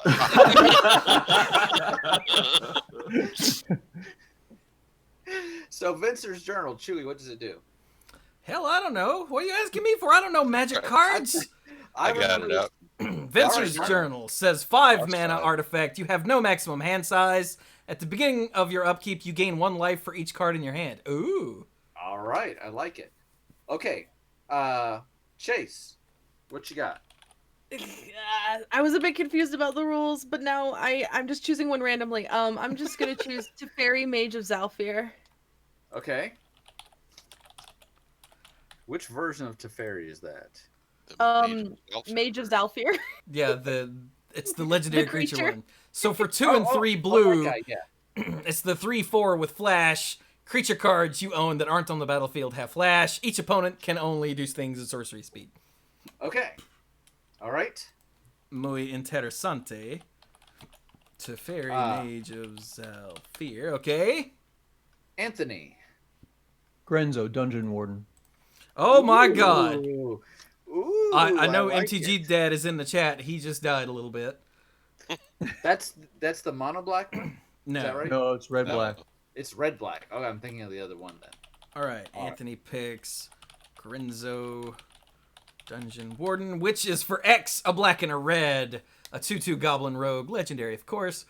Enters the battlefield with X +1/+1 counters on it, and then pay 2. Put the bottom card of your library into your graveyard. If it's a creature card with power less than or equal to Grenzo's power, put it onto the battlefield. Oh, I like that. All right, and finally, DeQuan, what do you got? Ensnaring Bridge. Ensnaring Bridge? Oh, Ensnaring. I was going to say, you blinked out for a second. Yeah, Ensnaring Bridge. It was either Ensnaring Bridge or Caring Bridge, like from the Care Bears. So I went with the safer one. All right, Could we repeat the all 4 of the verboten cards, please? Just the titles. The ones that you can't use? Forbidden, yes. Vincer's Journal, Mm-hmm. Teferi, Mage of Zhalfir, Grenzo, Dungeon Warden, and Ensnaring Bridge. So Ensnaring Bridge, for those of you who don't know this, a horrible bit of evil, for 3 mana, it's an artifact that says creatures with power greater than the number of cards in your hand can't attack. Oh, I already see what you're doing, and it's dirty, but I kind of like it. All right, so we got 4. Everybody's chosen their cards. Everybody's got their the cards they have to do, the cards they have to use. We're gonna set a timer. Chewy, how much time are we gonna put on this timer? We are giving them 10 minutes, although they've already started, so it's fine. Okay. And remember, that's Bottled Cloister, Teferi's Puzzle Box, Scroll Rack, and Sensei's Divining Top that have to be in your deck. So Here we go. I'm going to hit start and go ahead and deafen it and get to work now. 10 minutes. Man, Ensnaring Bridge. Whew. Yeah. Well, there's That's what I would have picked, and that's the direction I would have gone in if I was doing this challenge myself. So I'm glad to hear that. Nice. All right. Turns out Mike is also a bastard. All right, so no, that's Hearthstone. Back to Dungeons and Dragons. Schedule. We didn't even get to like any of the stuff from the actual new set yet. Right? So yeah, there's also a Modern Horizons 2. And then I was a little fuzzy on this. What is Innistrad Werewolves and Innistrad Vampires? It is 2 full-size sets, but it sounds like they'll be released at the same time. And I guess you'll be able to buy boosters of either one. So not sure that's we're talking about a set that is literally coming out next September. So they haven't given us much more than that. They're just like, they said they wanted to come back to Innistrad. They wanted to recapture some of the original Innistrad horror flavor, which I appreciate. And they had enough stuff there that they decided, instead of trying to cram it into one set, they decided to do 2. But they're coming out at the same time. So So you're either what are the two sides in Twilight? Team Jacob and Team something or other. Edward. Edward. I was I didn't even always think on about Team that. Jacob because I love Robert Pattinson as an actor, but he is not hot. See, I've Really? Dude, when he first showed up in freaking the Goblet of Fire, because you remember in the book he was like, he was the hot guy, and this kid jumped out of a tree, and I went, oh. I just don't find him attractive. Whereas I forget his name, dude that played Jacob is fine as all hell. Oh yeah. Of course he is. Taylor. Yeah, I Lautner? guess Robert Pattinson is a little. I I don't think he's unattractive. I think I'm more of a vampire fan just in general. Like, ever have been since I was a kid. Like, one of the first monsters that I was like, I think that's a cool monster is vampires. So I'm probably more on that side. But, yeah. So those are the sets that are coming out through this time next year. Yeah. But we have another set coming out in 3 weeks. Transition. So let's talk about some of these cards just real quick. Just pick one and go off because we've only got 7 minutes. Do you want to talk about the mechanics, or you just the one that do we have mechanics? Yeah. Yeah, there's one a mechanics article. I'll find the link to the mechanics. Dirk, talk about the card you want to talk about. So the one that I had originally brought up and everything in discussion was Angel of Destiny. It's the very first card shown. I don't know that I've seen that one. What's it do? For 3 and 2 white, it's a mythic angel cleric that's a 2/6, has flying double strike. When a creature you control deals combat damage to a player, you and that player each gain that much life. Whoa. And it also says, at the beginning of your end step, if you have at least 15 life more than your starting life total, each player Angel of Destiny attacked this turn loses the game. Oh, wow. When a creature you control deals combat damage to a player, you and that player... Oh! So you're not taking their life total to 0. You're just gaining your own life back. Because you hit them, but then they gain it back. So essentially, you're just raising your life total while theirs stays the same, as far as just the angel is concerned. But she applies that effect to all. Oh no! It says a creature you control. Yeah. Yes. What the? That makes my head hurt. Mm-hmm. But then only a player that she attacked loses the game. Right. That makes my head hurt too. And thus prompted my thought to the whole group, which was just our 4 guests of, this feels like this is a card that bends someone over the knee. Because this one just screams to be misused. See, I don't know. I don't know that I'm really as afraid of this card. Because she basically says while she's out, you cannot kill the opponent. And then only when your life total is high enough, then she has to attack it. And if they blow this up, then... So... But it's in white. It's in a color that gains life like blue doesn't gain life. Red does quite the opposite. This is a color that gaining life is no challenge. And also protecting a creature is no challenge. Do what? I said protecting a creature is no challenge. Yeah. Yeah. So I mean, and you can dip into blue and green to help protect her. And blue and green also happen to have, flying and trample creatures that can help deal more damage to your opponent. Yeah. Blue also has ability where it can Island Walk used to be a thing, but where it has more unblockable creatures. yeah, it has a lot of unblockable creatures that you can just slip through and deal damage, gain some life. So I mean, like I said, this card just splash colors with it, and this card screams to me of, please misuse me. Please make the game be over in like, I come out on turn 5. Please have the game wrapped up by turn 7. This definitely puts a lot of pressure on the opponent to then keep you off of that life. And you could be under the 15 extra, like, when you attack, and by the end of combat, if you're there, it's over. All right, since we're ticking down on time, some mechanics. There are 2 returning mechanics that everybody should be fairly familiar with. One is landfall, and it literally is things that care about when a land enters the battlefield under your control. Let's scroll down to Fearless Fledgling in white, and it has an example of landfall. For 1 and a white, it is a 1/1 Griffin. It does not naturally have flying, but landfall. Whenever a land enters the battlefield under your control, put a +1/+1 counter on Fearless Fledgling. It gains flying until end of turn. And look, it posed for the camera, because wow. The art on that is pretty great.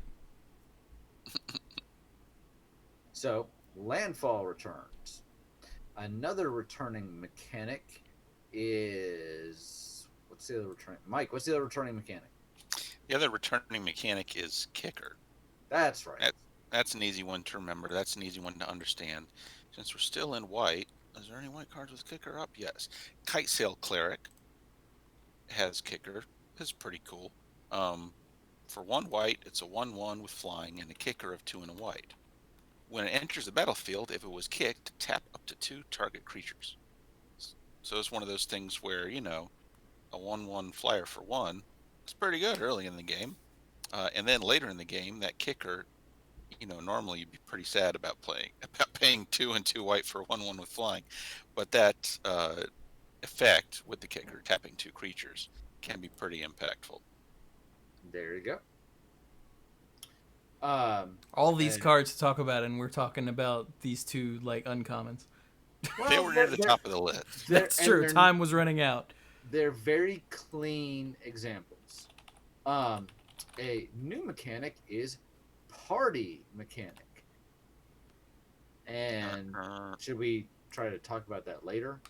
Or... Well, we do have 45 seconds. All right. So here's party is a cleric, a rogue, a warrior, and a wizard. Yep.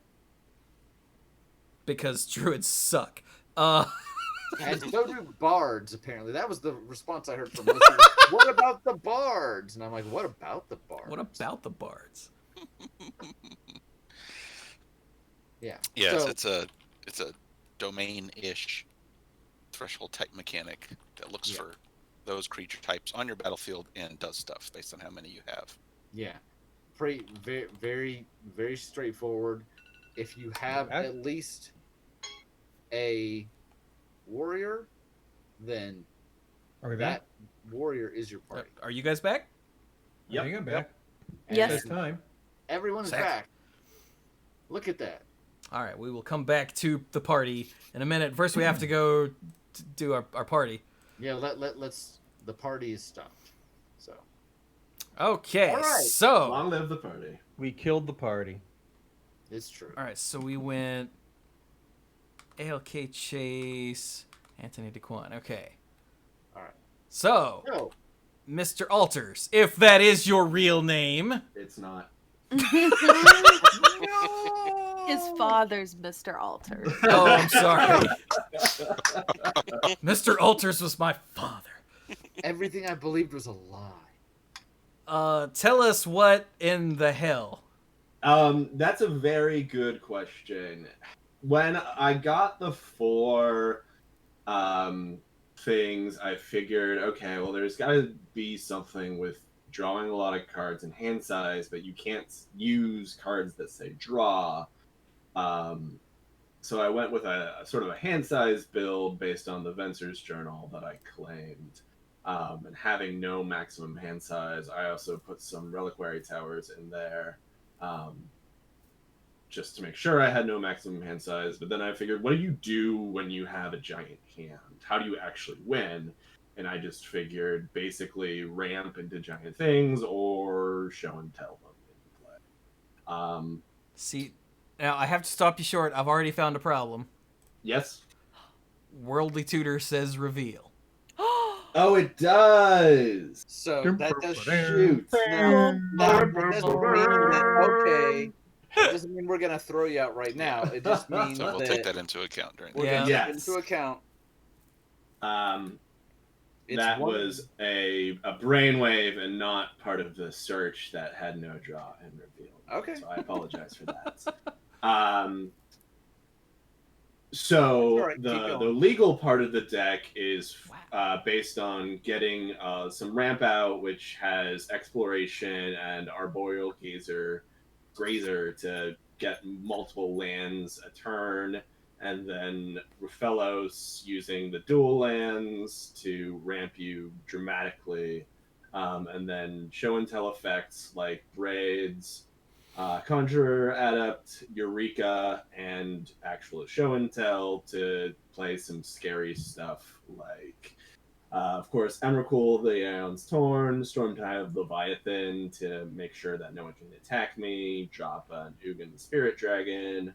The Ugin. And it also says draw. Oh, no! Tough Kill challenge. them once. This Shame is on you. This is a tough challenge. So, okay. Um, I'm digging Anamatsu's the augury does not say reveal, It does not. It does not. even though it probably should. But Endless Swarm, a Dirk special with It is. a massive hand size. I can just pump out snakes. And then Thassa's Oracle in case I draw too many cards and I need to win the game. I'm digging the Thassa's Oracle here because with all the stuff you've got going on, even if your deck is being replenished later, it may start to get small fairly quickly. So, okay. All right. So we'll take the Worldly Tutor and the Ugin into consideration, but that doesn't mean you're necessarily done. Let's see how badly everybody else screwed up. So, I mean, let's see how awesome a job everybody else did. Listen, So, I take pride in the garbage pile I'm going to serve to you guys. Then please, I'm hungry. Serve it up. I'm a little Chase. soup boy, chompa chompa. What you got, Chase? Oh, doesn't Anthony go next? What? No, you do. Oh no, I'm second place. Oh, whoa, yay. Okay, so my deck, I made a commander deck. Because of course you Okay. did. I did. So, the commander should be, because we're in a casual setting, the commander should be, the Teferi. So it should be, where is he? It should be Mage of Zalfir. So Oh. I decided to do this deck like kind of like a spin-off of the movie Real Genius, except we got two dueling brilliant minds here. You got Teferi and you got Urza. And so essentially I wanted to make this a deck where they have a bunch of like really sick artifacts that they're trying to like take claim for at like the science fair. So you have like Scroll Rack, you have like the Bottle Cloister, and everything, the Teferi's puzzle box, and they're all trying to submit them to the science fair. And it's a real battle of wits because I made a deck that had battle of wits and have 85 islands and 85 planes, and essentially they're like really. That's not a typo. was wondering about that. It is very much purposeful.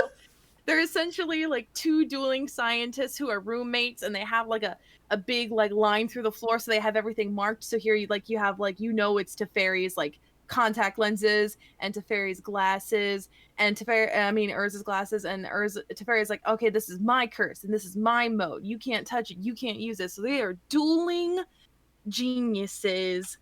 And they're performing a battle of wits, which is why I put battle of wits in here. I haven't seen Urza's engine in a deck. I was gonna say in a long time, but I'm gonna stop the sentence. I don't think I've seen Urza's engine in a deck before. So, okay. I'll a real genius. So to be clear, this is like a commander-esque deck since you've got like white cards in here as well. So. Well, yeah, it's a Commander S deck. If I could bend the rules, I would definitely like probably have one of the where is it? One of the Teferi Planeswalkers, like either like Hero of Dominaria.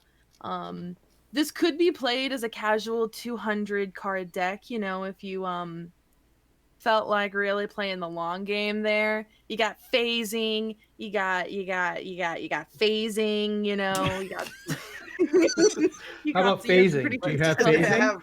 I don't know, I'll have to check for you. Hold on. You got some more phasing.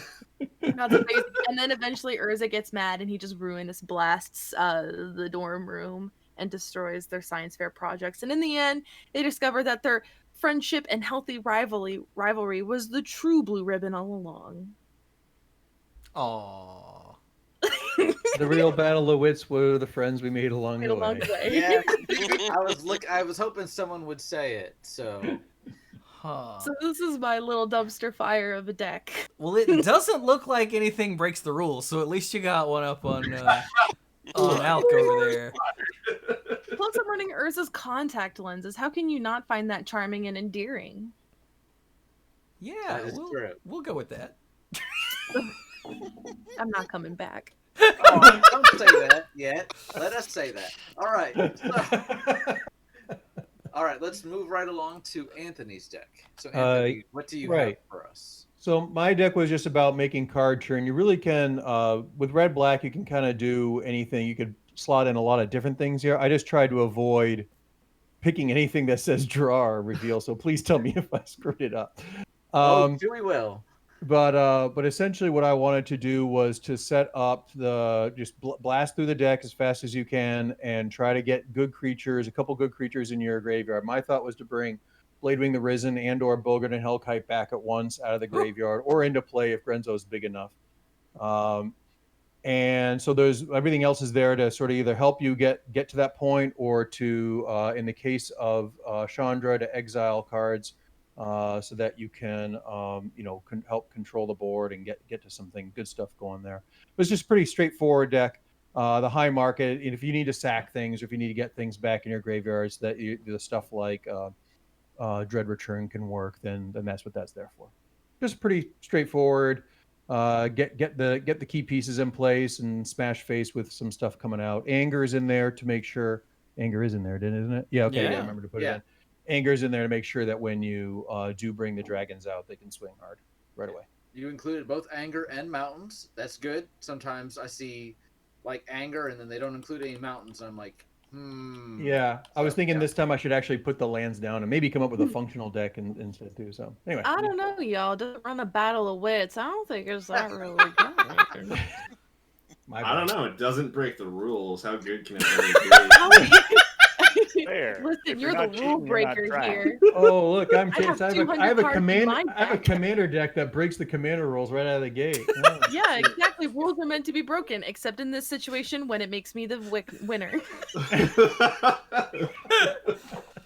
I believe my deck is the only deck that's actually legal in the format described. Well, we have one more. I claim my victory by default. No need to check in with anybody else. Someone get Sheldon Menery on the line, quick. Oh my god! All right, let's get DeQuan's deck and see what in the hell is going on here. Oh boy, hey me, this will be exciting. Actually, I think I might have messed up too. I don't know. Let's see. We'll find out.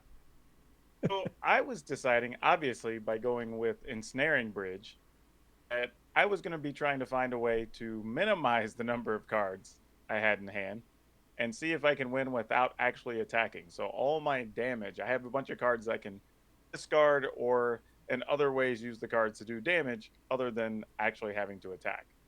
So though I am playing a couple things like the Hypnotic Spectre or whatever, just to minimize cards in the opponent's hand as well, so they can't take advantage. What's that? Is everybody okay? I don't know what happened. Someone just went, and then just all I heard was Chewy laugh. I don't know what happened. Like, what's wrong with Hypnotic Spectre? No, Thoughtseize says reveal. Thoughtseas does say reveal. That Yep. was like a Oh my placeholder. god, Anthony and I haven't broken the rules. We're killing it, Anthony. We are. We Thought got, peel or whatever. all I gotta do is trip you, and I'm a sure winner. Or mind peel. That's what that could be. Whatever. Same thing. Just need him to discard a card. I don't really care what it is. It can be anything. But I'm discarding to call the bloodline to make tokens that also have lifelink, which is kind of nice. Stormbind to deal damage. Molten Tail Massacre to deal damage. And then when I do have a couple of cards, I can go ahead and attack the opponent, make them discard their hand. And they don't get bonus usage and cards off of like the Fairy's Puzzle Box or whatnot. Nice. All right. Yeah. Other than the Thoughtseas, I actually really like this. Yeah. Yeah. Okay. It doesn't have Urza's contact ones. It does not. It Oh my definitely God. does not. All right. So, Yeah, I think we're Yes, gonna well, deliberate you guys- now if our contestants will please deafen themselves so they can't hear us talk Alright. smack. Sure. I'll take my trophy now, thanks.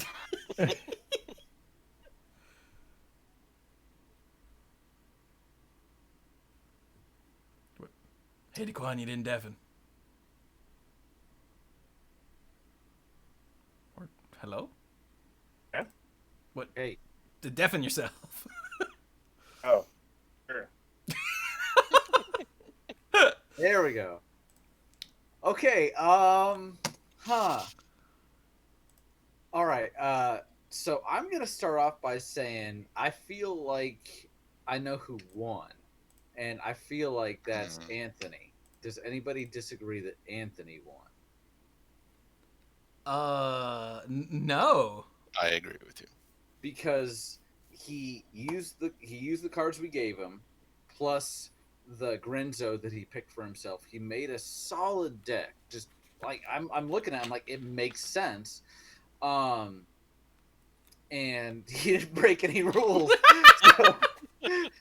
So I mean, honestly, I think it's just solid. So you can correct me if you feel differently. Where it gets more difficult is from here. It's from here, yeah. Like, Yeah. as soon as I ran through Anthony's deck and saw that he didn't break any rules, I'm like, this is a thing of beauty. Because it works. Like, it's the exact opposite of the last deck he built. Like, it works. Yeah. All right. So And it has now, a point. Yeah. so now Chase's deck. Chase did not break any rules, and she said it's Commander-esque, which Yeah. obviously. But I don't know if we got to her last time, because last time she gave us a very linear deck, like, okay, these make soldier tokens, and she ran with that, and she did well. But everybody else was like having more fun with arms and whatever, and I don't know if we scared her with that, because this is like, I mean, this is kind of crazy. This is some old nonsense. This is what you're trying to get at. This is some nonsense. And so, okay, Yeah. like if we tried to play this, there's 175 lands in here. So your chances of drawing a non-land card are what, Mike? Yeah. Not good. Not a lot. And she took the ingredients, but all of them but the puzzle box are just completely ignored for what she did here, which is Right. awesome and very entertaining. But she didn't break any rules. Yeah, But it's not a. it's difficult. It's difficult. Yeah. ALK. then- Yeah, ALK and DeQuan, I'm actually really impressed with both of these as decks. Hmm. Like, ALK did break the rules twice, but his deck is really, like, it feels solid. Yes. If it wasn't for him breaking the rules twice, I think him and Anthony would be like right there on each other. Yeah, without any sort of worry Yeah. about getting eliminated. DeQuan's deck, I don't know if I find it as interesting as theirs, but that may be a personal thing. But he only broke it with Thoughtseas, and he even said that's something that, he was going for a discard that you could easily replace. With ALK, it's a little tougher because it's Ugin and it's Yeah, I mean, Ugin can be replaced with something, but Whirly Tutor not so much. Whirly Tutor is there for a reason. So can we both can we all four agree that Anthony and DeQuan move on? I think that's safe. Yeah. Yes, definitely. All right, Dirk, you good? Yep. All right. Okay. So then, who do we eliminate? Do we eliminate the deck that didn't break the rules but is kind of a mess, in her own words? What did she call it? A garbage fire? Or the deck that broke a rule not once but twice, but if it weren't for that, would be so solid.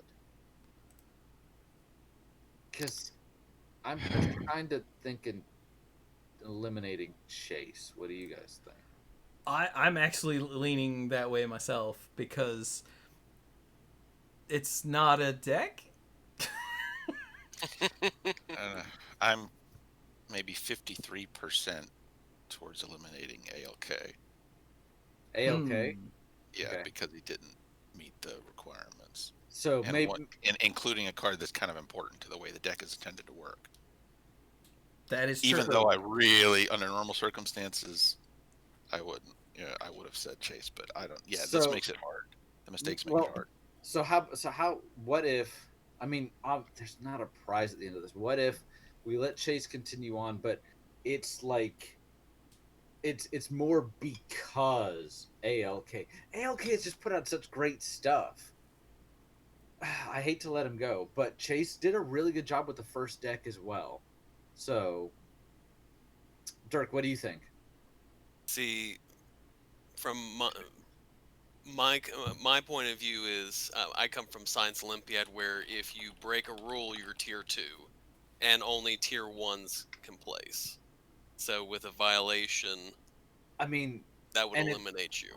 And it's 2 violations. Mm-hmm. Chewy, what do you think? But again, that's where I'm coming from with the violations.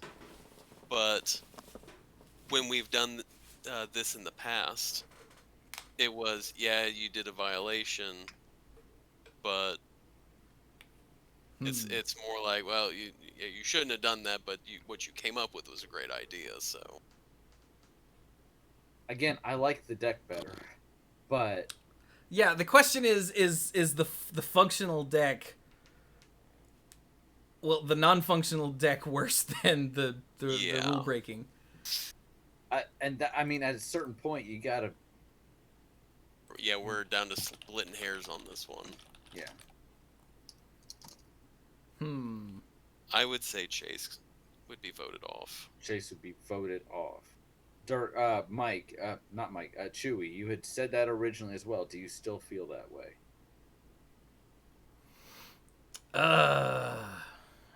Honestly, yeah.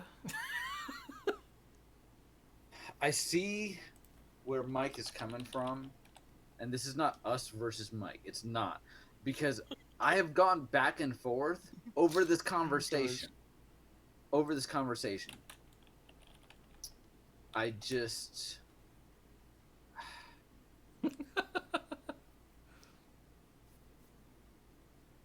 I don't know. I think we need to have a resolution. So, Chewy, you say Chase, is that right? Yeah, I hate to do it, but Dirk, say Chase. Mike. All right, I'm still saying ALK, but so it's clear we're gonna drop Chase. I'm gonna. Well, I'm halfway tempted to put my vote behind yours too, because I do think the rules need to mean something. But in an effort to keep this going, let's eliminate Chase. Let's bring them back on, and let's make it clear that this was a divided opinion. Yeah. Okay. And we basically had to make a tiebreaker.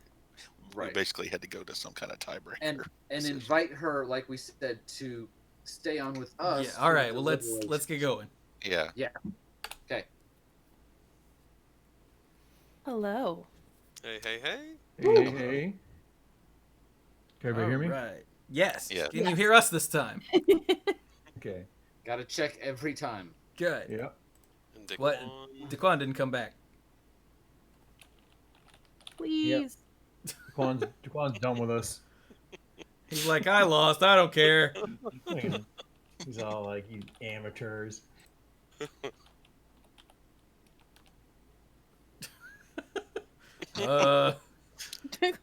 This is what the guys do to me all the time too. Yeah, what if we exile ourselves?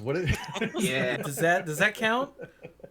Oh, that ain't There it. we go. As long as you don't sacrifice yourselves, 'cause Yeah. that's a very different department. Buh. Okay. All right, so we want to thank everybody for turning in the decks, and this was actually a much harder decision. We all agreed very quickly. We thought that Anthony did a great job. Anthony is continuing on. The deck did a fantastic job of meeting the requirements, not breaking any rules, and actually putting out a really interesting product. So Anthony, we were sure about. We then went into a debate about the rules and the restrictions, how much should it weigh versus not weigh. We decided that DeQuan was going to be moving on. What? What? Brian has a really hard time with words. What'd I say? DeQuan. DeQuan. Am I saying it wrong? Not Dwayne.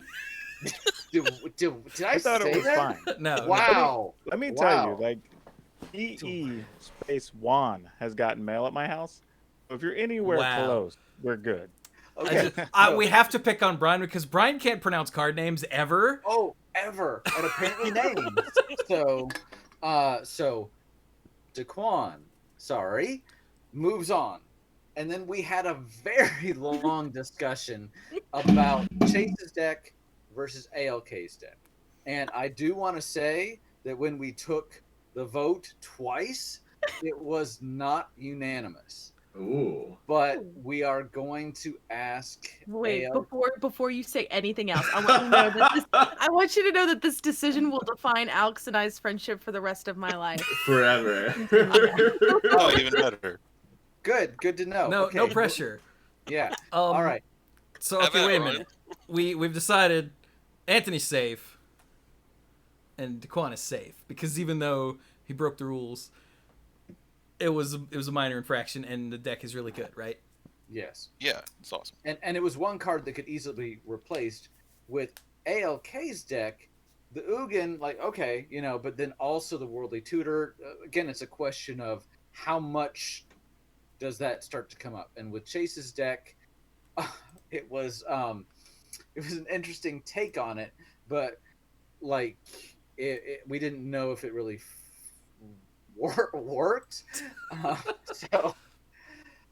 So after much deliberation, and I guess this is intrinsic to their friendship moving forward, but we're going to ask ALK to move forward, and we're going to ask Chase to join us. We love you, but you have been exiled. You have been exiled. We're going to ask Chase to now stay with us, and she will be participating in the I can't talk. Deliberation. If I'm you saying would that like, or you could also just bounce. I might stay for one more round. I do have something I have to do at 11 my time and also eat. Well, then let's keep this party train thing moving. I will be blocking everyone on Twitter once the game is over. That's fair. And this is why I'm not on Twitter. So, all right. Chewy, do you need to make another round on Tapped Out? I'm doing that right now. All right. What is this folder called? If these folders called? EP 600 round N. Oh, okay. Ah, there we go. So this will File be round 3, the 3. next dumpster fire. All right, so there, if you guys will refresh, Anthony has a deck now, but only Anthony. Sure, let me go. I gotta go do that. Don't I? Back to folders. Add deck. Stupid. There we go. All right. Format is casual because that's a thing you have to do. The name is DeQuan round 3. have to make it private or else it yells at me. Save. I should have just set these up ahead of time with just no name, but I'm stupid. And then... Wow, this website is really slow. Could it be because I have 18 tabs open?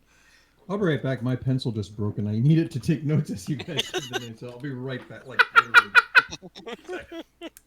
Damn it, that's funny. I'm an old man. Back off. Damn it, that's why it's funny. Who even uses pencils anymore? Right? I haven't used pencils in years. I use pens. I still use pencils. Because I'm teaching all online and everything.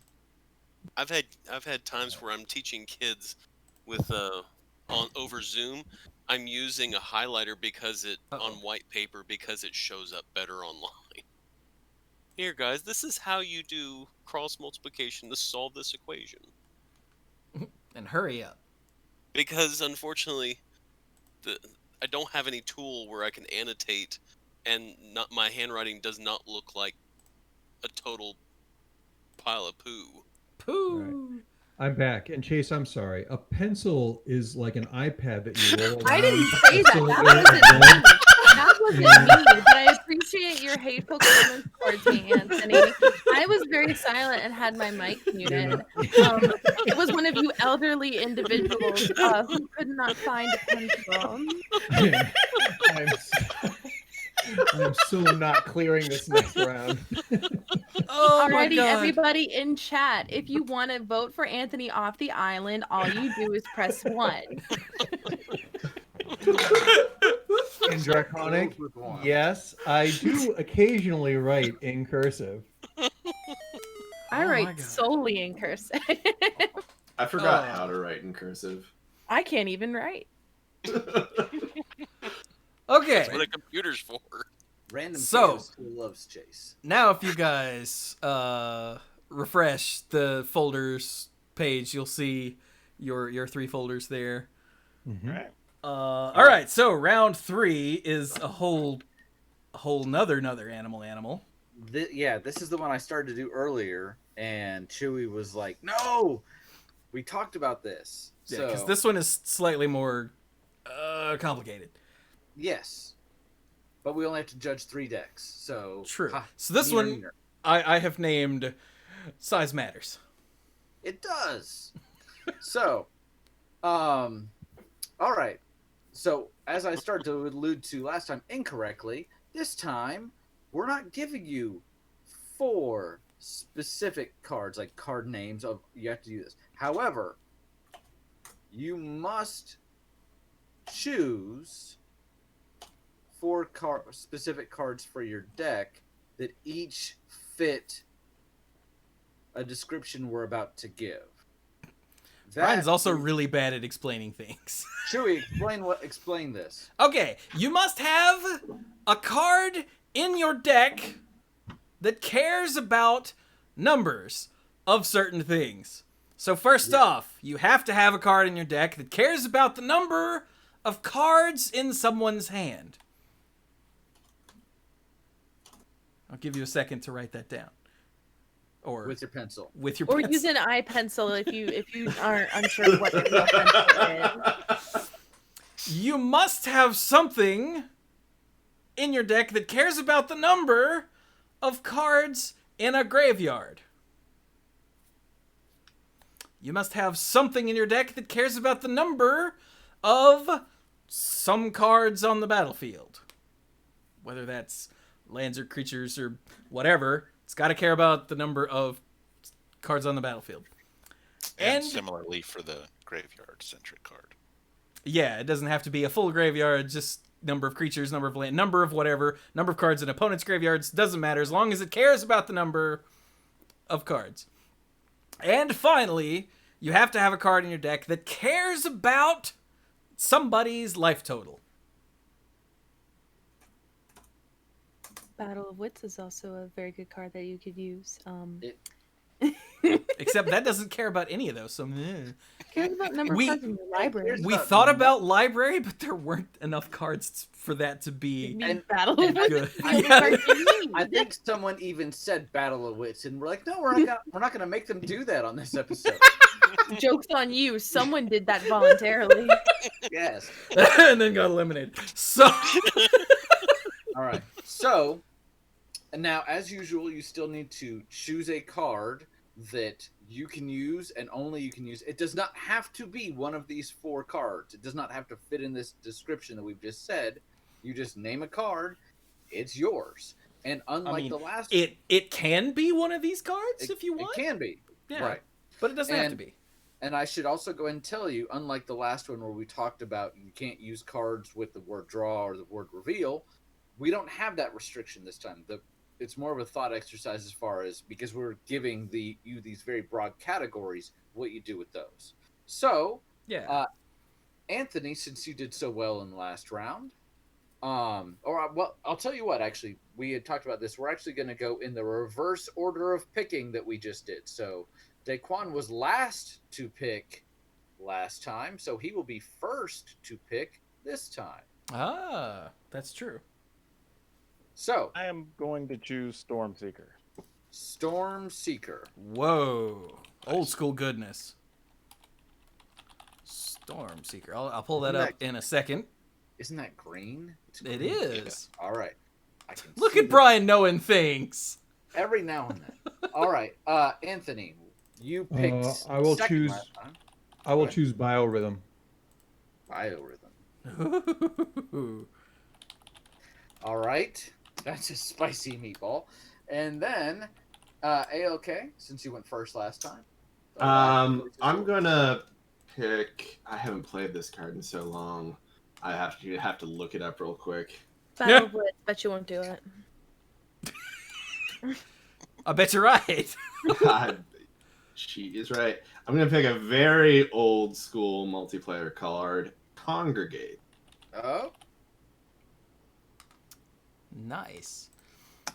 All right, so get on this screen. Stormseeker for 3 and a green deals 1 damage to target player for each card in his or her hand. Who picked that? I already forgot. That was DeQuan's pick. yep. Anthony went with Biorhythm for 6 and 2 green. Each player's life total becomes the number of creatures he or she controls. And then Congregate for 3 and a white, an instant, a card that we all desperately hated back in college when Corey would play it. Target player gains 2 life for each creature on the battlefield. But your multiplayer is like, if you're not gaining 20 life, then what game are you even playing? Yeah, then why did you bother casting this card? All right, so since I'm sure you guys have already started, if you will all deafen yourselves, you've got 10 minutes starting now. So, I think I might actually have to jump out just because I do need to eat. I'm sorry. Well, that's Yeah. okay. Essential.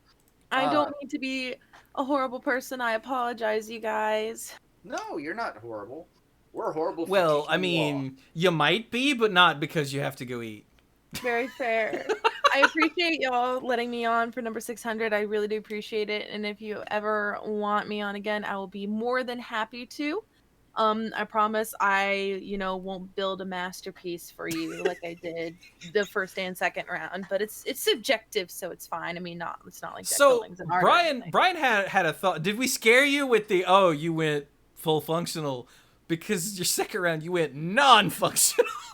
Well, the thing is, like, I already had pigeonholed myself into Teferi, because the way Brian explained it, I thought I could only choose one of the 4 cards that you all listed that no one else could choose. So I had my heart set on Teferi. I was like, okay, I'm gonna do a Teferi theme, and I can do like fun, like little Teferi shenanigans. It'll be his puzzle box. It'll be his curse. It'll be his island. It'll be his moat and stuff like that. And then I was like, why is everybody else choosing different cards? And then I was like, oh, it's any card. And so it already Sorry about that. pigeonholed my mental self, and I was like, I guess I'm just gonna do this. Another victim of my lack of ability to describe things. But no, I loved your first deck, and we had a long discussion about what was happening in the second round. So. Like rule breaking versus not a giant pile. I thought it was clever. It was very exceedingly clever. It was clever. So. And Jeremy Knoll is rating. Oh with a my party god. of Jeremy 99 Knoll is rating with a party of 99. That's Jeremy. friends. Holy crap. Welcome, Raiders. Thank you We very showed much, 'em. Jeremy. Very Gone Wild. I know all these people. Hello, it's me. It is I, Chase. I am Totally was here. not about to leave 5 seconds ago. Yeah, she's like, I'm not trapped in leaving. What are you Kiwi's talking about? basement. Please help me. Who needs food? Triad Gamers, Kyoji. I know all these people. Ali, Digitech Wire. I know a lot of these people. Red Baron. Food is overrated, Chase. It's not overrated. I do need to eat. I'm literally about to leave everybody, but you should 100% stick around. I was playing in a chopped version of like deck building. I was wrongfully exiled in round 2 because I decided to take creative liberty and not break any rules at all. You know, when ALK broke 2 rules twice. I broke none. None of my cards said draw or reveal, but it's okay because I'm smart and beautiful, and y'all are just jealous of me, so it's fine. I mean, Well, yeah. where's the lie? Yeah. I guess if you gotta go, you gotta go. Real I need quick, to stuff my little face with a little frozen burrito. is there a card from Zendikar Rising that really gets you excited? Yes, the red dragon that I am now stalling for time for to say the name of, which I have on my phone somewhere. Actually, I lied. I don't. That red dragon, that really goes great with Neheb the Eternal, and that dragon's name is still stalling for time. Scroll It is up Leyline in the Tyrant. Discord. I love stalling for time. I love stalling for time too. Leyline Tyrant is the card I'm most excited about. It makes me love being a red player because all I can think of is bopping that in Chandra Tribal, having a really cool like interaction with Neheb the Eternal, and just sinking all that mana into X spells and big hits and just really good burn stuff. Leyline Tyrant is super exciting and I love it. Nice. Yes. It is pretty insane. It is indubitably. Thank you for joining us. I'm so sorry that these guys wanted to get rid of you. It's okay. I What? think that my genius was wasted on them because let me tell you, before I leave, I'm gonna defend my choice here. Battle of Wits is a great card, and in the past, I tried to make a little combo work, and I will now tell you that combo. So the card was Battle of Wits, which says that if you have 200 or more cards in your library, you win the game. And so you're thinking, well, Chase, you're a commander player. How can you get 200 cards in your library when you're playing commander and it only, says that you can only have 100? Well, Right. I'll tell you, my little listener, the loving individual that you are, there is a super cool uncard that I'm trying to pull up very speedily while I'm stalling for time on my phone.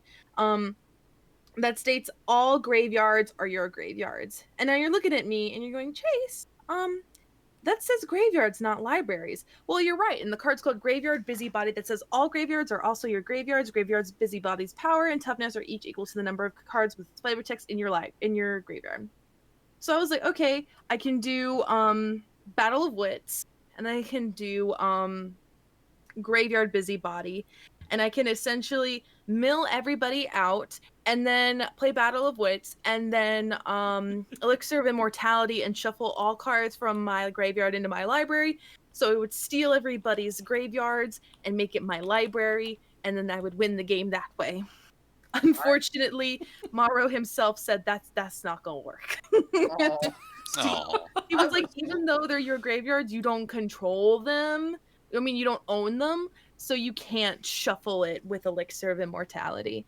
So that is how I was denied by, Maro.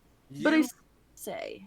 You had me 2 seconds from ordering Graveyard Busybody on eBay to do this deck. Yes!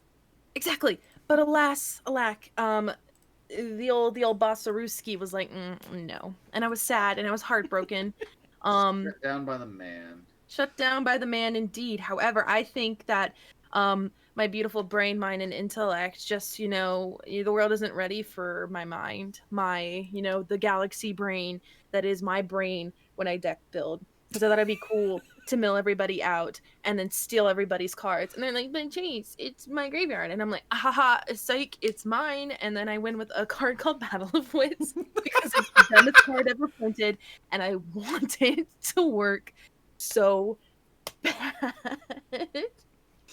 Wow. Yeah, Uja321 in chat is highlighting the rule that dictates the downfall of my happiness. Yup. And so there you go. That is my justification for my dumbness. So I am now gonna scurry and pop a burrito in the microwave and scarf it down like a disgusting creature so I can play tonight. I'm so glad that you're not just gonna eat a frozen burrito. You're gonna heat it up first. That's only on Wednesdays. I won't ask because now I'm scared. Thank you for being with us. Hell yeah. And if you ever want me on again, seriously, slide into my messages. I am now gonna go and stuff a non-cold burrito into my mouth. You guys have a wonderful evening. Follow me, ManaCurves, everywhere. ManaCurves. That's my name. Okay. I'm sorry. Also, you have 69 viewers in chat, and I think that's pretty sick. That is pretty sick, actually. A nice number. Alrighty, bye, y'all. Bye, Chase. That child ain't right. No, but I'm glad she stuck with us. So well, there's 2 minutes left.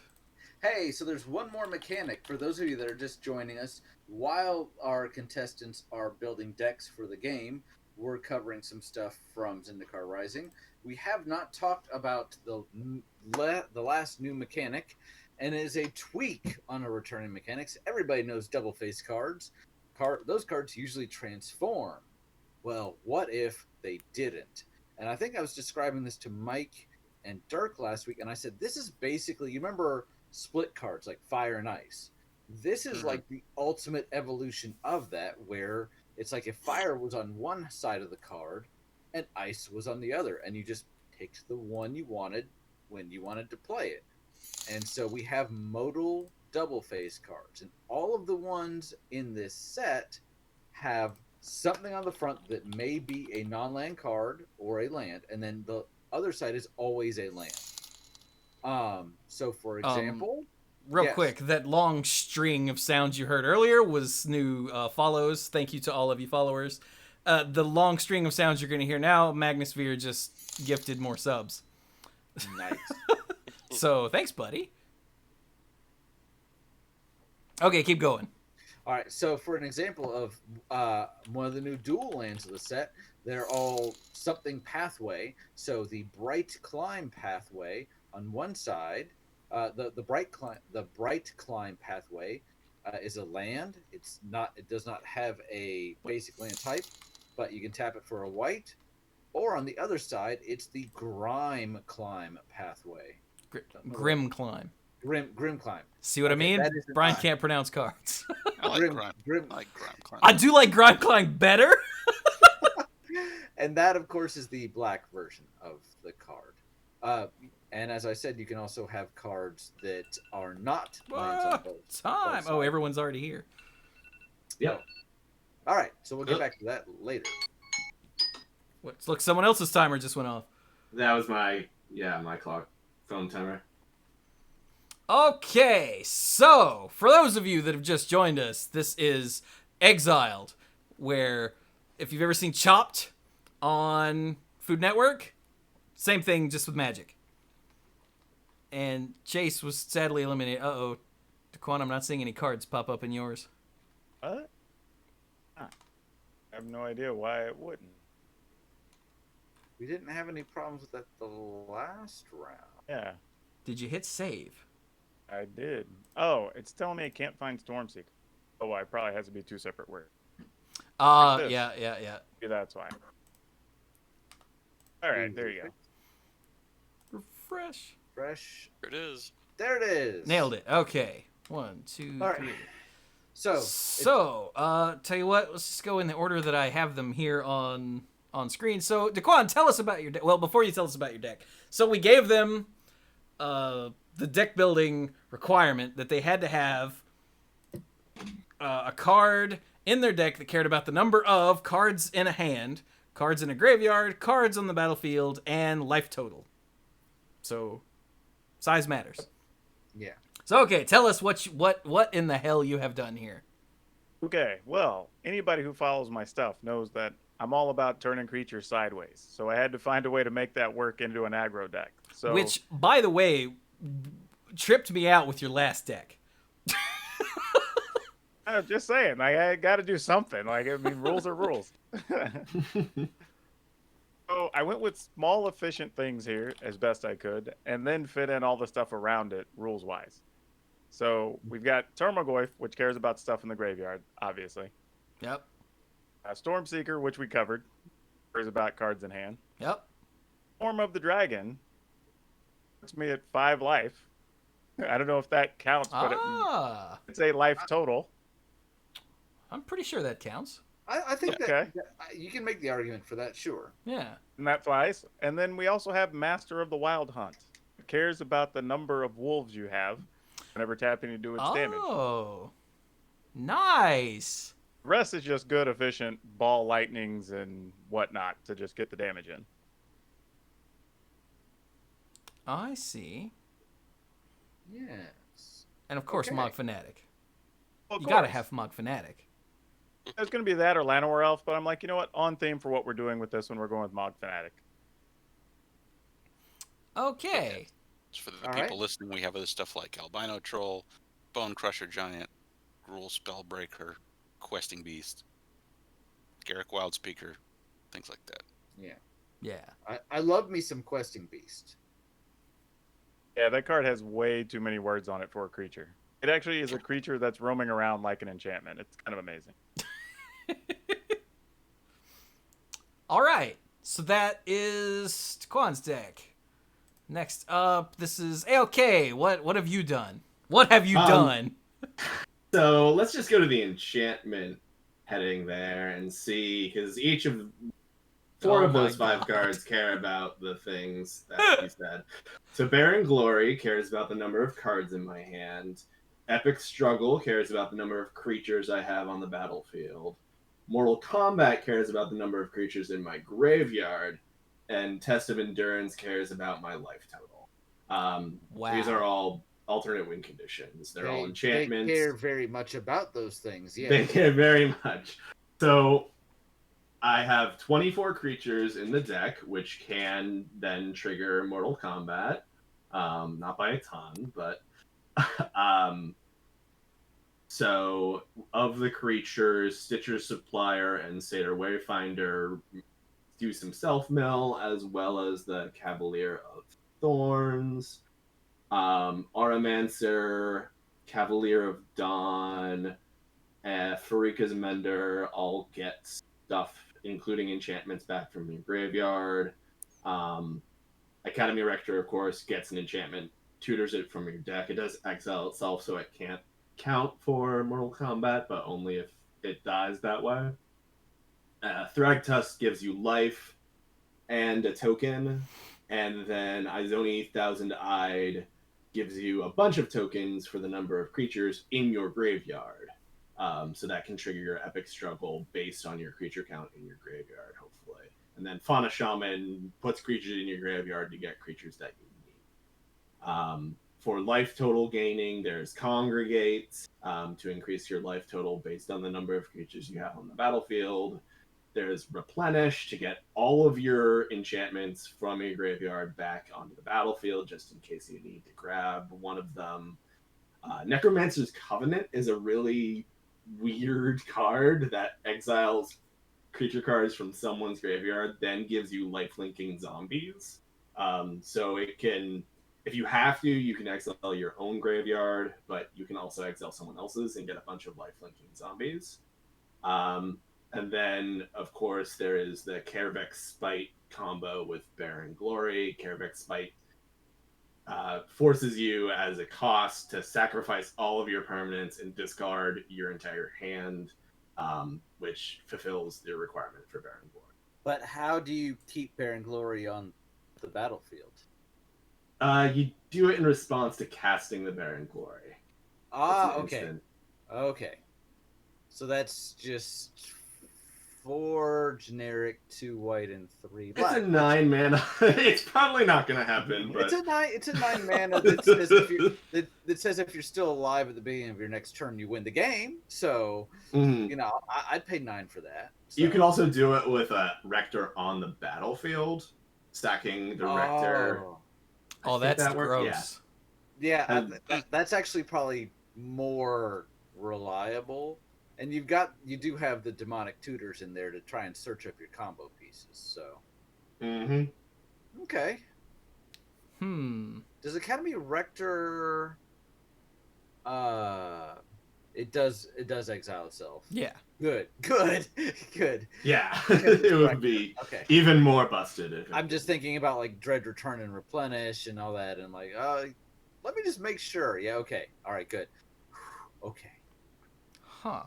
Interesting. You actually have maybe not necessarily dependable ways, but you actually have ways to win with all 4 of these enchantments. And by definition, things that say, you know, do this and you win the game care about that thing that you're doing. So Well, yeah.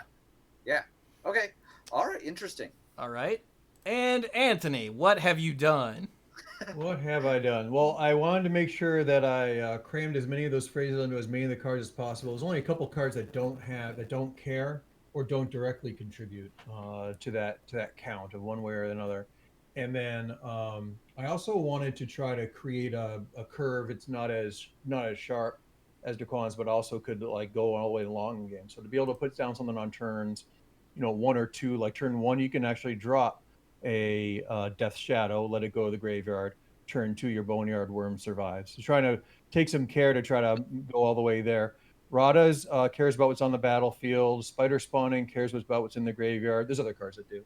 The Sword of War and Peace cares about what's in hand. What's remaining? Battlefield cards in hand. Life total is your biorhythm is there, as well as your Death Shadow.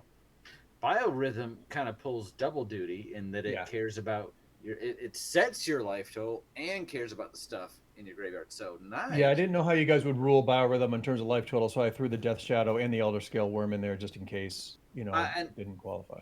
Because Biorhythm seems more like it cares about the number of cards on the battlefield than maybe, but the fact that it resets everybody's life total, it doesn't gain or lose life. Technically it does, but it doesn't say everybody gains life. It literally says everybody's life total. That is a good point. Yeah. So, and I mean, we could debate about anyway. That, that's part of the conversation. Presumably, the deck qualifies regardless. And so the Angrath, the flame change is something that you can have out. It cares about the graveyard toll, and also something you can do after you finish up with a Biorhythm. You can knock out whoever's left with, if you've got the ultimate going. Yeah. You've also got a way to finish people off in the where'd the little fella go? Cavalier of Flame, which cares about the number of lands that you've been dumping in your graveyard this whole time. If that dies, that's easy thing to finish off people. So Biorhythm, even if it isn't a finisher, it sets up your finishers really well. Of course, Lord of Extinction has to be in any sort of Jund deck if we're going to be talking about counting things up. What I like about Rada is that she's a finisher that also counts your lands and cares about your lands. And then the other things that fill in sort of the Satyr Wayfinder, you've got that lets you to put things in your graveyard. The Fauno Shaman that lets you pull stuff out, the thing that you need, and then drop what you need to in the graveyard. And then of course, because we were talking about earlier, Pernicious Deed, which makes sure that the Lord of Extinction is there. Also, I want to point out that it looks like she's working with an idol there, and I like to feel that I have like an immunity idol because I won last round. I believe that's the deal, right? And as I looked at it, I chuckled because I was like, well, I'm just immune now, and that's my emblem of immunity right there. So. And how ironic that it is Pernicious Deed of all cards. It is Pernicious Deed, yeah. So okay. I think I've explained all the cards that are in there. I think so. Yeah. We need to send these guys off so we can discuss. I want to find it. I find it fascinating that there's no restrictions here as far as standard legal cards or anything, and certainly these aren't all. I just note that your deck had a Cavalier And the previous deck by ALK had 2 Cavaliers, and they were all different Cavaliers. So Cavaliers as far as the eye can see. So We both were also running Fauna Shaman. I did that's notice that, also yeah. true. Yeah. Well, I believe Satyr Wayfinder. Yeah. yeah. Okay. All right. Huh. All right, well, off everyone goes while we deliberate. Okay. And There, hold on a second. Here we go. Wrong button. okay, there he is. All right. All right. Wow. So harder this time, right? A lot. Yeah. Yeah. Everyone met the rules. So let's. So we were just talking about Anthony's deck. No, you know what? I want to talk about ALK's deck Okay. because he's got. We said you have to have cards that care about these things, and by golly, he had all of the alternate win conditions for those things. That does not mean he automatically wins, but I appreciate that he put those in there. And you might go, my first reaction is like, can you really get to any of these? But you can. It's fascinating that he did this in such a way. It seems like it's really about the Mortal Kombat when it comes down to it. The others are reliable. Maybe the Epic Struggle. Any of them can get there. What stuck out to me is that he could have done this and hit all the points by just making a Test of Endurance deck. Mm-hmm. It's all the stuff that's out there. Yeah. It's nice that he, it's nice that he went all enthusiastic about this. But Yeah. I immediately saw, a different, more elegant, more consistent way to it, more consistent deck that could have accomplished this. He did not include the mana base, which is probably for the best. Just looking at, I mean, it's only 3 colors, though. Yeah. That's true. That's true. But you've got some heavy mana requirements between the 2 Cavaliers and each of these enchantments costing 2 and 2 of And a color. Zoni. and Necromancer's Covenant, which I gotta say, I'm a sucker for Necromancer's Covenant. So, so I don't know. I think it's pretty solid. I think it could be a little better, but given the time constraints, I think it's clear that he tried to fulfill the spirit of what we were asking, right? Okay. What do you think of Anthony's deck? Since we were just talking about that. Anthony again went balls to the wall on this. Yeah, loading up everything. Yeah. As much as he could. But, like, what worries me is that it looks like it would work. Yes, it would. That's terrifying. Yeah, I mean, in a good way, and and notice that there are, as I said, cards that like the Fauna Shaman that are common between those 2 decks. But those are solid cards. And I give him props for the Lord of Extinction, because you want to talk about a card that cares about graveyards. Lord of Extinction just, ooh. And I still think Biorhythm could maybe, it directly cares about number of creatures, but it also affects life total. So I feel like it does double duty. So I give him bonus points for that, I don't agree, but whatever. I think that the spirit was 4 different cards rather than that one doing 2. But then he put in the Death Shadow and the Elder Scale Worm, so it's a moot point. Right. Yeah. Okay. But DeQuan's deck, this is so, like, beautiful in its simplicity. Like, he's just, like, he hit all the requirements and just built a Gruul aggro deck. Yes. Well, a Gruul mid-range aggro-y deck. He met all the requirements, but had a tight focus where the others kind of went wide. He focused in on that, on this one aspect, and then still tried to address everything. Yeah, like, this is almost like a modern aggro deck with some random nonsense thrown in like Stormseeker, but Stormseeker is still deal face damage. Form of the Dragon is still get you low and then deal face damage. Yeah. Master of the Wild Hunt, he's got 4 of them though. It's just crap out wolves. Yeah. What's the other one? Oh, the Goyf. Well, of course, the Goyf, yeah. Yeah. Yeah. I mean, back in the day, Master of the Wild Hunt didn't really need any help from any other wolf creatures in the deck. It's true. What he made was enough. Yeah. Right. His, for me, is really high and really low at the same time, where it feels like it was most focused on the aggro aspect and not tied in really a whole lot to any of the one things that we said, but it didn't also rely on any of them. So, Yeah. Like he built a functional deck that followed the requirements without them being shoehorned in.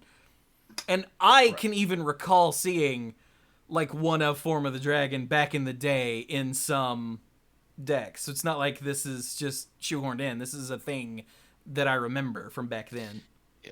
It's questionable to me whether it fits the cares about life total aspect just with the way I think about it, but if you all are okay with it, again, that just means I'm outvoted on this point. I mean, it is questionable. I will give you that. It's not as clearly obvious as some of the others.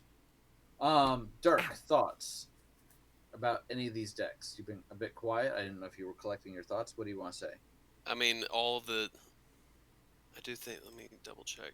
I think Anthony's was the one that kind of came. It spoke to me a lot more in terms of like it like you guys are saying it. I feel like this one has backups for everything, and that's sort of what I like about this one. Like it edges out for me.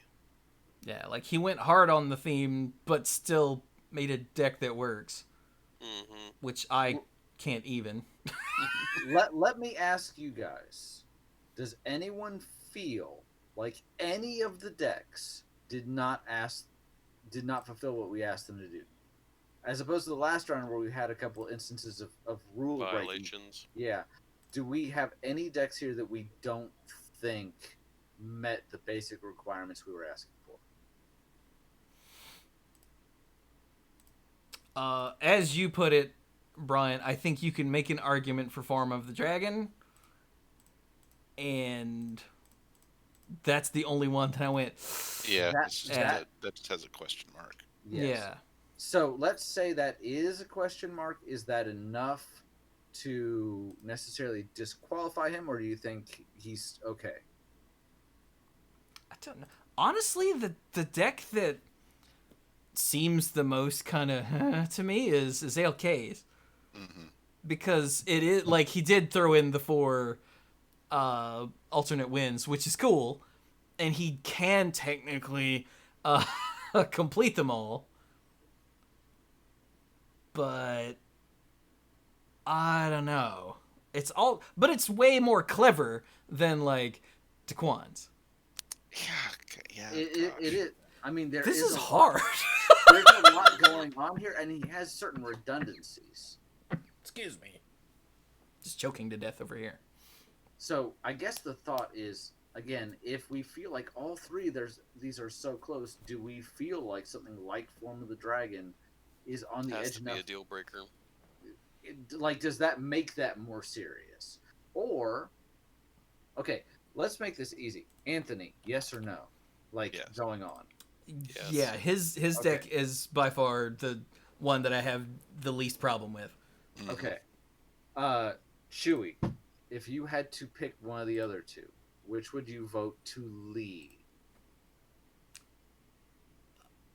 I don't know. Dirk.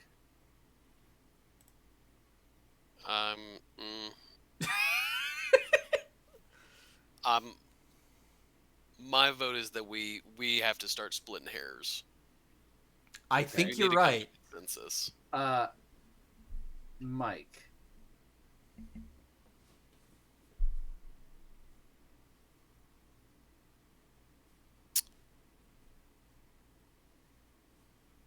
I think almost about to change my mind, but I think I would still say ask ALK to leave, but I'm not even convinced anymore. Good, clean, wholesome fun. Holy cow. Okay. I didn't even hear what Dirk said. What did Dirk say? Dirk said he thought we were down to splitting hairs. Which we are. Yeah. Which we are. Yeah. So let's, on the one hand, we have DeQuan, whose deck is focused and looks like it could actually really be a contender and could try to get off its master play. It's focused on aggro, and everything's not only fits into that, but also addresses what we want him to address. Question mark for Form of the Dragon. And we even said, yeah, we think that, but now that we're looking at, we're like, don't know. Yeah. On the other hand, consider, I mean, and I'm not saying we should be, lashed to precedent. We eliminated Chase when another contestant still didn't. When there was still another contestant that got, two other contestants didn't satisfy the rules. Correct, but in that instance, her deck was so bad. her deck was rough, and it was enough to overcome that. Here, the question is whether or not these decks are so close that we need to take that into consideration. Yeah. I agree with you. I'm not saying, look at that. I'm saying we got to make a decision.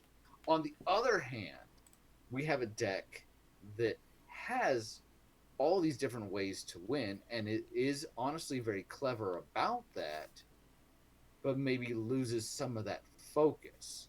And okay, he might win this way or he might win that way, but whereas DeQuan's deck, it's always still working toward its ultimate plan.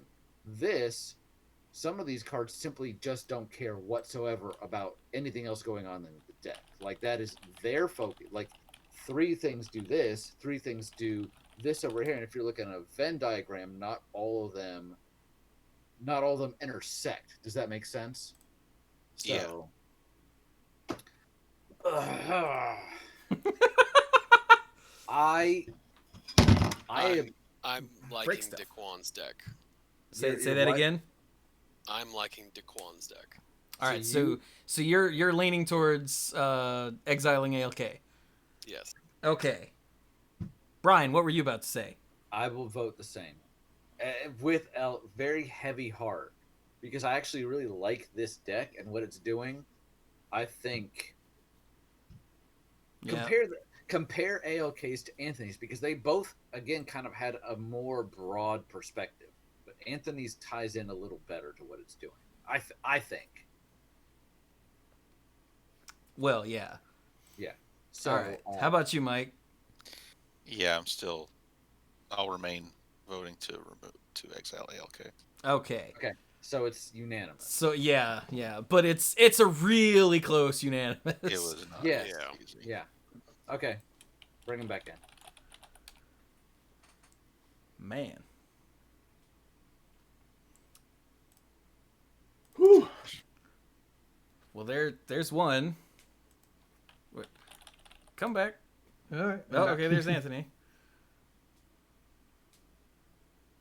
DeQuan, go hang out with the chickens again? He's like, nah. Oh, he's editing. That's what's going on. Remember at the very beginning, he typed, I'm editing YouTube videos. Psst. What was the question? What happens if you exile yourself? I guess that makes our decision easier if he just doesn't come back. Like, nah. There he is. Okay. Hey. All right. So this one was also really freaking hard. Yeah, it was. You guys are not making this easy on us, which is a good thing and also a bad thing. So how dare you? You bastards. You're welcome. So, once again, I think after much deliberation, we want to say there were good things about every deck. This was not a matter of like one of these completely failed at all. This was a matter of, as Dirk put it at one point, splitting hairs. So we're just. I'm gonna start off with saying, Sure. Anthony, you're in because your deck is both functional and like went all in on the theme again somehow. I don't know how you did that and made a functional deck. Agreed. His list was very good. Yeah. Yeah. So, good job. Yeah, thank you.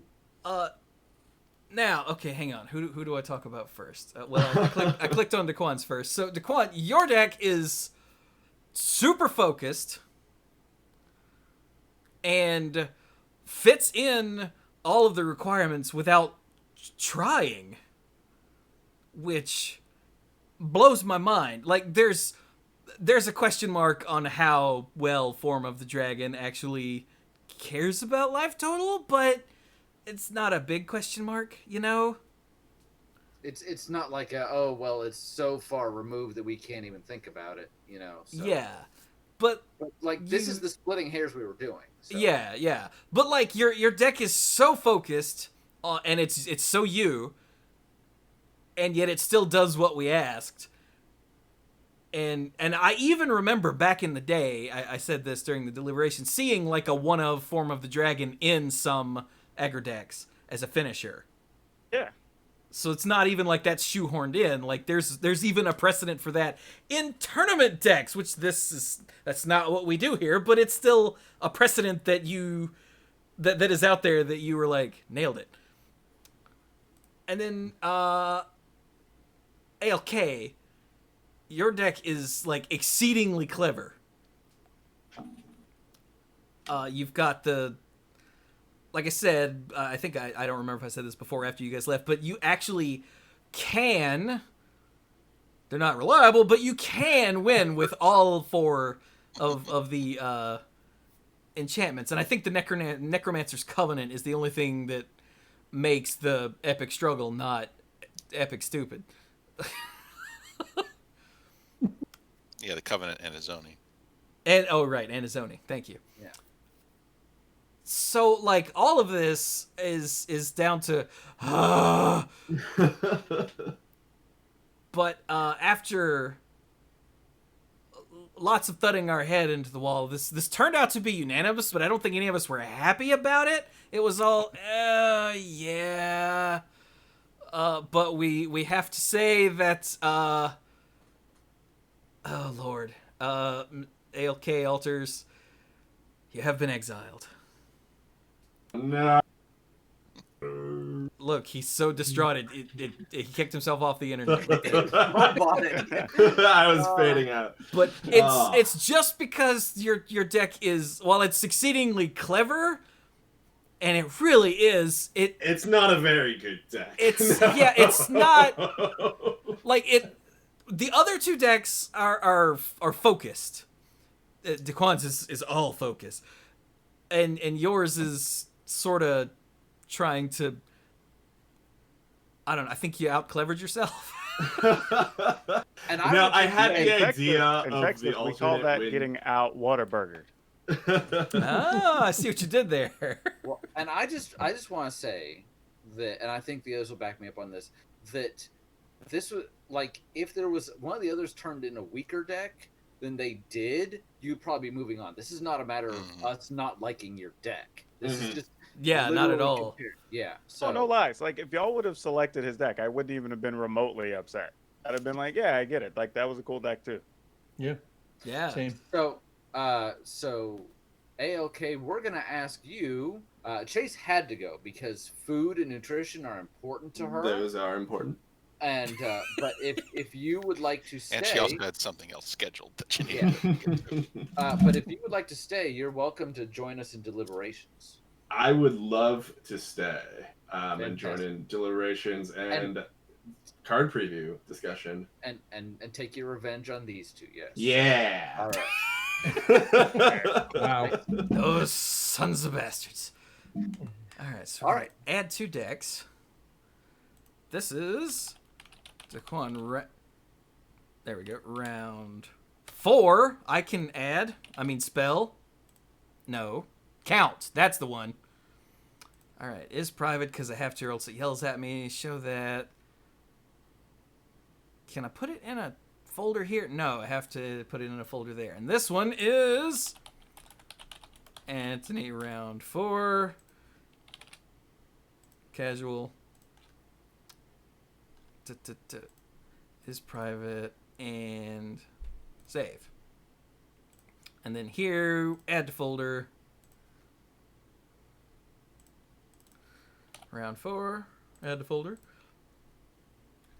And then this one, add folder. Yay! Okay, so if you guys will refresh, you will see There your it is. Got it? your new thingies there. I think did that work? I didn't refresh Yeah. yet. Works I for am, good. I'm They're up there. and They're there. ready to roll. All right. right. So This round. oh This round. hey Brian. Yeah. Put this one. Where'd you go? Last. This one. Yeah, okay, I'll do that. This one I actually did come up with a nickname for, whereas Chewy named the first round Oh Goro. Lord. This one I call Copycat. So you're going to have to use the next 4 cards that we name. Mm-hmm. There will be a restriction on all cards after that, and once again, each of you will get to pick a card that the other one cannot use. We'll have Anthony go first because DeQuan went first last time. So these are the 4 cards each of you must use. Dracoplasm. Wait a minute. Let me get it on screen. There we go. Ralzeric. And that is the original. That's the original. Okay. That's the original Ralzeric. Mm-hmm. Fire and Ice. Yay. And finally, by popular request, Oh no. Goblin Test Pilot. Now, before anyone asks, this one is pretty much just a middle finger at Mike. Yeah, just to make me mad. Yeah. Mike loves this card above all others. Don't hit me! Listen, it's an amazing design. It's a real achievement in that respect. It is a horrible card that no one should play under any circumstance. But they're going to be building a deck with it today, so... Yeah. All right. Because screw you, Mike. Do we need to run through these real quick? Well, tell them the requirement. The requirement. Each other non-land card must have the word copy or copies Or in its rules copied, text. or just the word copy in there somewhere. In its rules text. Unlike the previous requirement with no draw or reveal, this is every other non-land card must have that word in its rules text. And that's why this one's last. So, who's going first? Anthony's going first. Anthony is going first. I'll take Clever Impersonator. Clever Impersonator. Very clever right off the bat. Okay. All right. I love me some Clever Impersonator, by the way. Lord. I do. And Really debating on what I want to take here. all right, we'll give you a minute. Go with Spark Double. Spark Double. Ooh. I don't even know what that does, but okay. It I will makes a look that up right Is now that the one because from Conspiracy? all right, clever It's from War of the Impersonator Spark, I think, or something. for 2 blue. Blue is a shapeshifter. You may have it enter the battlefield as a copy of any non-land permanent on the battlefield. Oh, okay. Yeah, we couldn't lock each other out, but yes.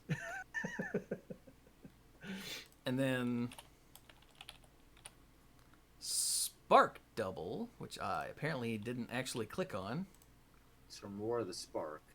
For 3 and a blue is an illusion. It says you may have Spark Double enter the battlefield as a copy of a creature or a planeswalker you control, except it enters with an additional +1/+1 counter on it if it's a creature, with an additional loyalty counter on it if it's a planeswalker, and isn't legendary if that permanent is legendary. Oh, okay, cool. I remember this card now. All right.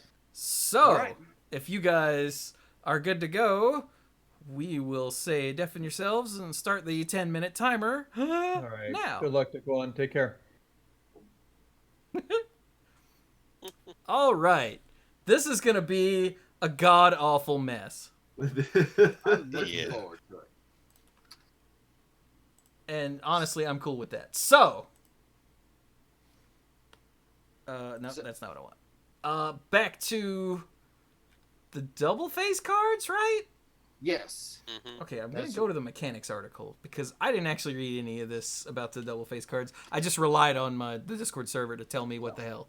Something that's important about these is that even though these do not transform, each one does have a default front side.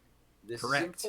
This is important because while it's in your hand and library and graveyard, it has, and I guess technically, well, no, not necessarily on the battlefield, but it has all the characteristics of the front side only. So, for example, if someone were to play a Thoughtseize, and you're holding one of the modal double face cards that has a land on the back, but a non-land on the front, they can choose to have you discard it because the front of it is a non-land card. Yeah. Whereas if you are searching your library for a land card, you can't find Valakut Awakening, even though the backside is Valakut Stoneforge, because that side doesn't exist. Correct.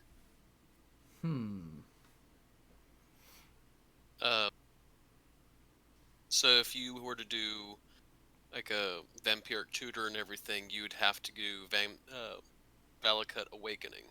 You'd have to say that. Vampiric Tutor can grab any card, but if you're doing a Worldly Tutor, I was just thinking, it's whatever one where you have to name something to go look for it. Yeah, like Mystical Tutor for Valakut Awakening. There you go. Could go and get it because it's an instant. Yeah. The version, and then you can play it as a land.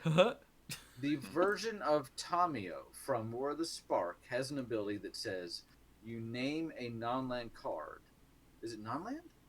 Maybe it's not. I'm going to have to look that up. Name a card, and then you reveal the top 4 cards of your library, and any cards that aren't the named card go directly to your graveyard. All others go to your hand.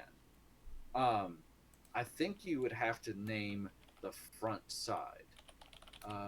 You would. Yeah. Yes. So that is Tamio, Collector of Tales, and the ability is choose a non-land card name. Yeah. So, which prevents you from just saying like, "Oh, planes," and upping the chances of getting it. Mr. Guest Host Person, is there something about Zendikar Rising that has had you particularly interested, or either a card or a mechanic that you're like, yeah, I really want to see that or get it or see how that plays? I think the modal double face spells overall are really great. It's a mechanic that like people in the sort of custom card community have made for a long time. And this is a really clean way to do it.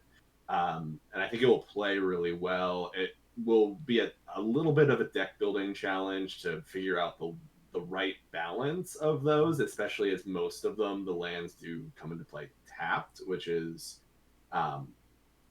really important, especially if you're planning on playing multiples of these as lands. But I think they're amazing. The mythic, so far we've seen a mythic white card that the flip side of that gives you the option to have it come in untapped. So that would be Amaria's Call for 4 and 3 white. On its front side, it's a sorcery. Also, of course, it's worth noting, of course, only the front side has a mana cost. So that's what you go off of for that sort of stuff. But anyway, Because all the double face cards in this set, the backside is a land, right? Yeah. Yes. Okay, that's and what I then thought. For some, the front side is as well. But so for 4 and 3 white sorcery, mythic, create 2 4/4 white angel warrior creature tokens with flying. So angels have jobs. Non-angel creatures you control gain indestructible until your next turn. Now, as he said, a lot of the lands on the back of these are blah, enters the battlefield tapped. This one, the backside is Emeria, Shattered Skyclave. And as it enters the battlefield, you may pay 3 life. If you don't, it enters the battlefield tapped. And tap it for a white. So it gives you the option. Yeah, and that's really, I mean, that card is really powerful. It is. And it's, especially in, like, Commander, the 3 life is basically pointless. So, and as Chewy said earlier, all of the backsides of cards that we have seen, I think all of them are just lands. And that's really... That will be the case. That is what they've said. That will be consistent throughout the set. Yeah. Yeah. And that's really important, I think, just for memory issues. So you don't have to know what the backside of your card does. Like, just looking at the front side. I mean, it's different from traditional double-faced cards because it's a completely different card. So it could theoretically have any sort of effect. But and it does have a... Go ahead.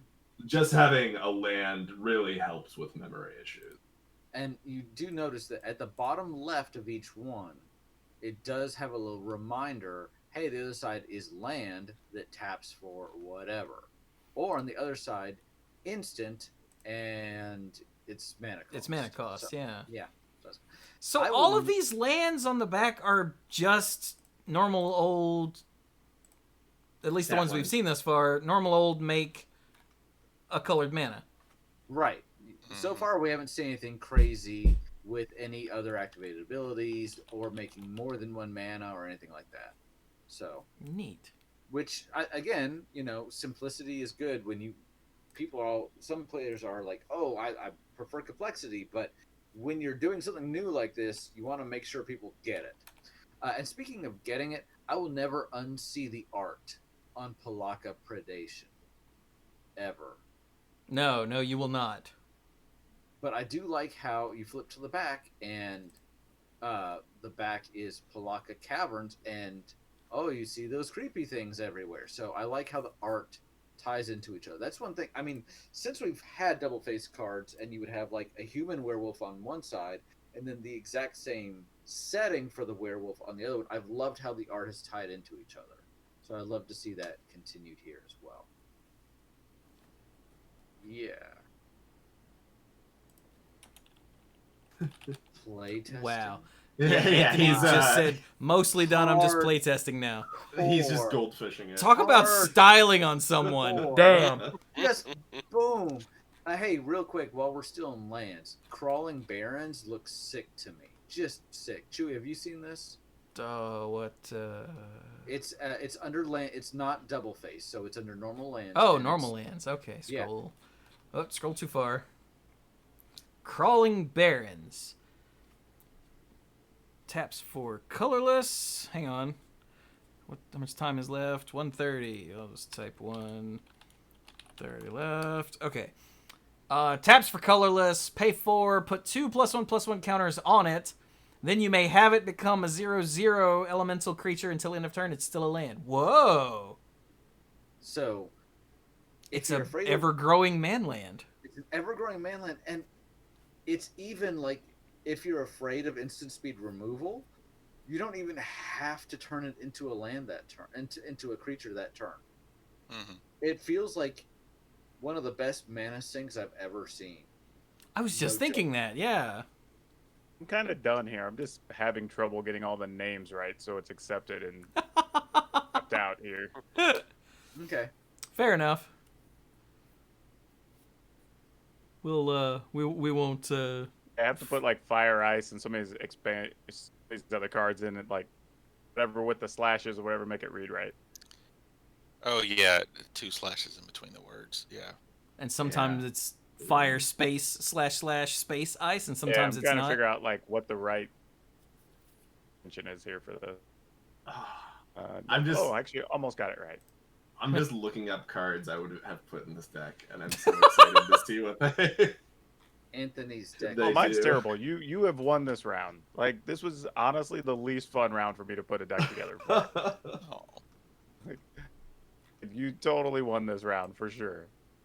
Okay, mine's Man. in. Even though he's not playing. The only way to win is to not play. That is what I hear, yeah. Well, and there's the timer just as everyone shows up. So nicely done. All right, good job, everybody. So, All right, so you know what? Before we do this, damn it, I want to talk about this new Jace. okay. Because it's killing me. Because this is the first card that You've I been saw holding from the back set, for a and I went, what? So, Jace Mirror Mage, 1 blue, starts with 4 loyalty. He has a kicker of 2, so you can finally, after all these years of people requesting it, you can kick Jace. When he I actually enters the wanted to battlefield, put it in this list, but like efficiency, I'm like I don't have time to type that. I need to put other stuff in here. So, like he didn't make the list. He has the word copy on him. So, it's yeah. true. So when he enters the battlefield, if he was kicked, you create a token that's a copy of him, except it's not legendary, and its starting loyalty is 1. And a +1 is Scry 2, and a 0 loyalty ability is draw a card and reveal it. Remove a number of loyalty counters equal to that card's converted mana cost from Jace Mirror Mage. I really love that you can scry with the real copy and then put a thing on top and then sacrifice your illusion to draw it. Or put a land on top and not sacrifice. And not sacrifice your illusion, yeah. I just love the idea, 1, of kicking Jace, and 2, of getting an actual illusion that is Jace, which we've seen Jace do that so many times in artwork. And I guess which one? Pirate Jace did it. Exiled Chase. Yeah. Oh yeah, romance novel cover Jace could do that. But that one was a little weird. This is just boom, I made a friend, and he's gonna I think do he's stuff. now referred to as Thirst Trap Jace. Thirst Trap Jace. You know what? That's hot. So I mean, it is hot. I mean, there's a lot of potential here because first of all, I want to see the token that comes with this. I think that'd be pretty cool. But also, I mean, Anthony? Yeah, I'm here. Oh, there's some sort of static coming from you. Yeah. is that coming from his? Yeah. Is there? It Does- just stopped? It stopped. Does Okay, now it did. Oh, there it is again. let's try to get through this so that Yeah. Okay. Okay. I'll So mute while you guys do this. All right. So, well, DeQuan, you showed up first, so tell it. Yeah, where we can in get there. mine out of the way because it's embarrassingly bad. It's not even remotely quality. Just Okay. being honest up front, just letting you know. well, we'll be the judge of that, and we'll be all very judgy. I'm about sure it. you will. Okay, so walk us through it. I actually was looking at because the problem is like everything that copies. I was like, well, if I'm just copying everything, there's nothing there to copy. See, Which that's ends what up I being said when Brian first pitched this Yeah. idea, and he went, "Yeah," and I said, "Oh." So I just decided to go with the small creatures that fit the colors in the theme, or at least have something going on, and then just play a few bounce spells and burn spells and just use them using all of the guild mages to copy them constantly.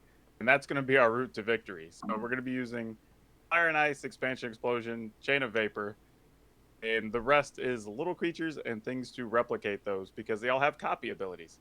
So I can at least burn you that way if we have to. All right. Did you didn't put in the spark double? Ha! Absolutely ended up not even needing it. Okay. Like, it's completely irrelevant to the deck. I thought about that and I was like, I don't even know what it would do in this list. See, it was a hate draft. That's what it was. He picked it so that Anthony couldn't have I don't think we said specific. I'd have to go back and play. I don't think we said you had to use it. I just No, think we We just just said said that pick- other people couldn't have. Yeah, That was yeah. I knew DeQuan, I needed that. You undercut him. He was in blue, and you're like, no, I'm taking it. All right, so we've got Arcane Artisan, which makes copies. What? What does this card do? Makes copies of creatures that people dump from their hand when you use the ability. Oh, okay. Okay, we've got Brutaclad, which makes things copy things. Cemetery Puka, yeah. Dracoplasm, of course. Dualcaster Mage, yeah. Goblin Test Pilot, because screw you, Mike. Ah, is it Guild Mage? Okay, that's a good one. Melek, that's a good one. And the Nivix Guild Mage. Okay. I dig it. Yeah, I the don't guild think... mages are basically like replicating the deck just for redundancy to get extra copies of things. Yeah, I don't think this is as bad as you think. Oh, it's pretty bad though. The thing is, even if I had though like another 10 minutes, I'm like, it's not going to be that much better. So I'm okay with this. I do like that Expansion Explosion is just, it can be just a burn card that says copy on it that you don't ever have to use. Right. It's a very nice loophole. Yeah, It is. I like it. It is. Yeah. All right. Anthony. All right. So bear with me. Oh Lord. So what we got going on here is we're gonna let the first couple turns marinate a little bit. All right. I did keep one goblin test pilot because if you think about it, there's only ever going to be one goblin test pilot at a time. They're never going to survive. So there's one of those, right? There's 4 Dracoplasms because they're just waiting. They're waiting. You just gotta hang on there. The earliest creature I'm really counting on is probably the token coming off Dance of Many, which just sounded hilarious. So I went ahead with the Dance of Many to get things kicked off. Then once you have the Dance of Many, you can make a cackling counterpart for it. All right. Or you can start clever impersonating your opponent's stuff, or once you have something, your own stuff. All right. You start going there. Once you get Brutaclad down, your tokens start making new tokens of themselves. Quasi-duplicate can also help get you there, Kindred Charge, etc. What you want to do is you want to get a Blood-Forged Battle Axe out. That's the only thing that's going to make this Goblin Test Pilot worthwhile. and you drop that on whatever creature you happen to have. Ideally, what you can do is you can win one of two ways. You either get yourself a bunch of creatures, Dracoplasm them, then drop a Bloodforged Battle Axe on it and start to make more and more Battle Axes, right? And the Masterwork of Ingenuity can fit in there as well. If you don't win that way, another way you can win is you can cast fire or ice, preferably ice, and radiate it to hit everything and all the tokens that you have and that everybody else has at the end of your opponent's turn. Draw as much of your deck as you possibly can, and then cleverly impersonate or Dracoplasm your way to victory. That's what I've got. Clone Legion's in there for flavor. You can, if you manage to have a massive amount of tokens, you can Clone Legion. And Raul Zarek I just kept in as a ceremonial, because of the requirement. But obviously, I noticed with the extra turns, being able to have multiple attack phases led me to Brutaclad, and from Brutaclad outward. So Okay, and actually, both of you had Brutaclad in your decks. So. yeah, Brutaclad I think is. Yeah, it's one of the few Brutaclad's ways the glue you can that just ties make your 4 creatures. cards together. One ways you can make creatures and not have to worry about like where am I going to get creatures from? Yeah. Like at least Exactly. lean on Brutaclad. Yeah, it's a shame it costs 6 mana. Huh. I mean, this actually addresses an issue that I thought of when I was making this. That's that a lot of copying stuff is not super cheap. So He even put in a mirror pool for more copying. Yeah. He Oh did. yeah. Yeah, that was the whole reason I ended up on the guild mages. I was just like, there's nothing cheap if I'm going to play in this theme. So it's like, correct. let's at least get some aggro creatures, and then I can finish them with the cheap burn I'm actually able to play. Yeah. Okay. Huh. I am surprised that nobody came up with what was that? The commander mechanic where copy is part of the rules text? Oh, Myriad. Myriad. Oh, Myriad, sure. They all tend to be expensive, and by the time you get to there, you Yeah. could be playing Clever Impersonator or Brutaclad. I was thinking the same thing. I think That I is a came good point. across one when I was searching, but I was just like, yeah, I can't play this. Yeah. I can't play this. No. Well, the thing is, everything was already like 4+. I'm like, I don't have room for this. Like, I got to find something smaller. Right. Huh. And Kiki Jiki also doubles up on your Dracoplasms. I believe that is how it works. If it makes the token as a copy, it copies the values that are on the card. Mike? No, I don't think it will, but you do have the advantage of at least the token you make will have haste. So if you're gonna just smack your opponent for the win, you can sacrifice the original Dracoplasm to the token. One way or the other, you're going to get that. Mm-hmm. I figured if you couldn't do it, you can sacrifice the second one. And if you can, you're fine. So, and then you have a token, and then if you have Brutaclad out, you're making tokens and such. That's true. All right. Well, we are going to deliberate now, so we will let you two know when it's safe. Okie dokie. Huh. I don't think DeQuan's deck is nearly as bad as he thinks it is. Yeah. Like, No. from the mindset of actually playing this deck and doing something with it, yeah, okay, it's bad. But I mean, both of these decks are doing awful in something that with case, them. yeah. But we knew that going in. We knew that with these requirements, it was more about getting expression versus making something super functional. The fact that both of them managed to do decks that, can play cards is Do impressive. something with Goblin Test Pilot. Yeah, I'm leaning towards Anthony's just because he has something to do with the Goblin Test Pilot. He does. What, feed it to the Dracoplasm? Or besides feed it to the Dracoplasm, you can equip it with the Bloodforged Battle Axe. Yes. That is true. It does have flying. It has flying. You can pump its power. And, okay, props for putting Dance of Many in a deck.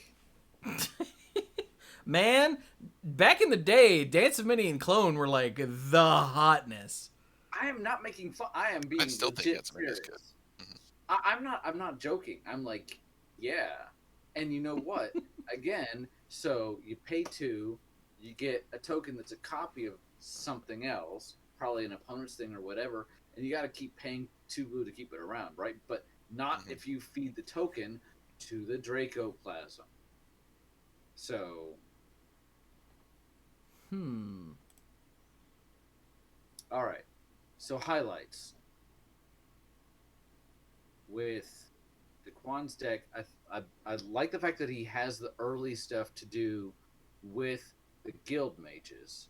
Now, the Arcane Artisan is also really cool because it Yes. can drop an early Brutaclad.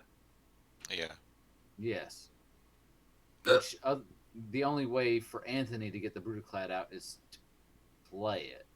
But this says you can choose target yourself with this, draw a card, then exile a card from your hand, Brutaclad or something else if you need it. Yeah, Brutaclad or Melnick. Yeah. So he has a little more control over some of the early game.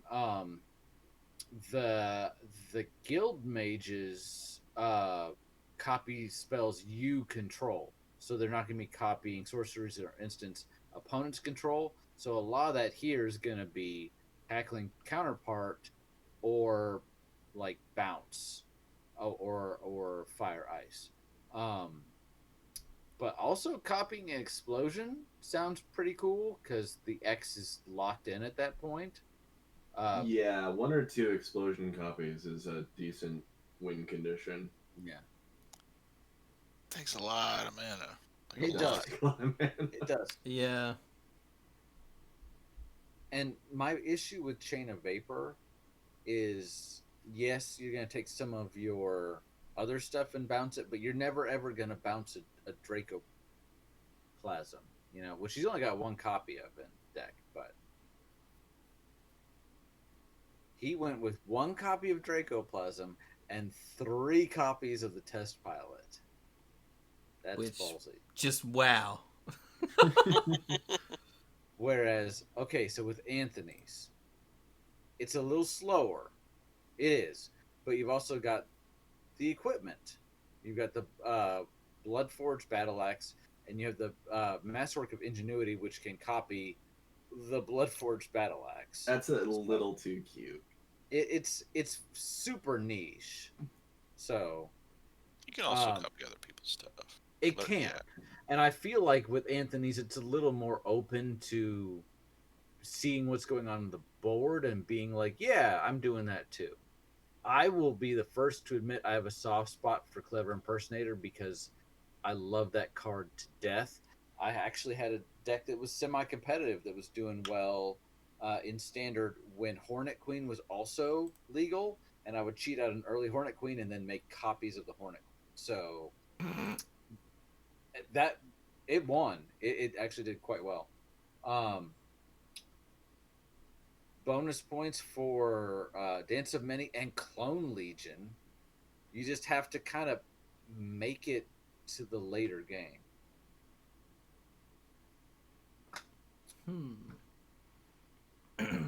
Dirk, what you got?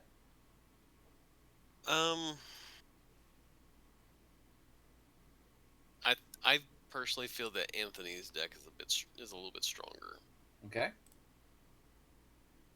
Because he does have like Kiki Jiki's in there. Kiki Jiki is never a bad thing to have.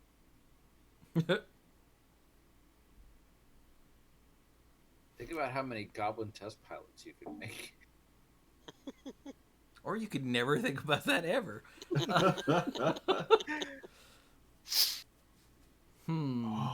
I do love Dax Duplicate. We didn't really talk about it yet, but I do love Dax Duplicate. It's one of the clone cards that also has a bonus effect, like Evil Impersonator or something, because it gets haste and dethrone.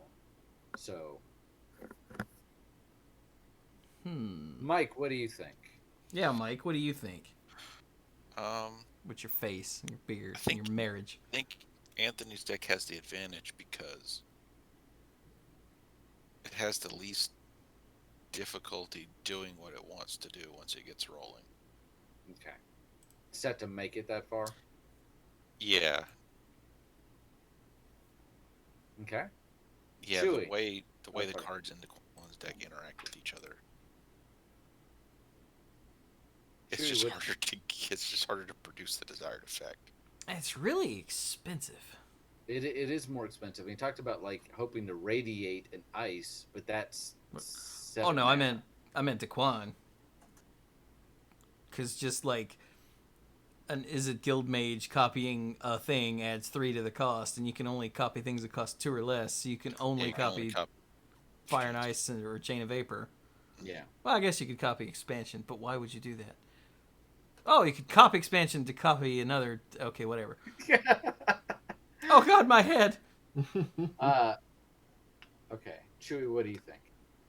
I think Anthony's deck is probably just more. What's the word? Gooderer. I don't know. Oh God, there is a playtest feature. Huh? How about that? Yeah. Yeah, you didn't think he was like sleeving up all these cards? He had them all pulled out. Wow. And ALK, what do you think? Yeah, I think Anthony's deck is just a little bit more. Robust is the word I was looking for. Yeah, I was gonna say coherent. That too. It's like it does what it wants to. It feels like it has a good plan with what it wants to do, whereas DeQuan's like it could get there, but it probably. It could also just beat people to death with 2/2s. Yeah. Okay.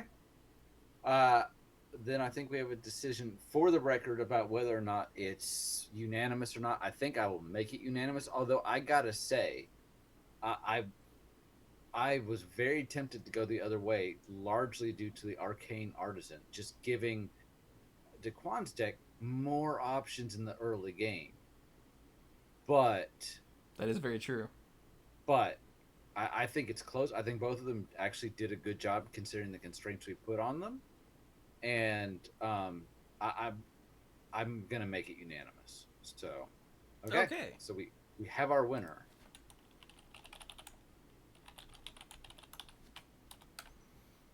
Nice.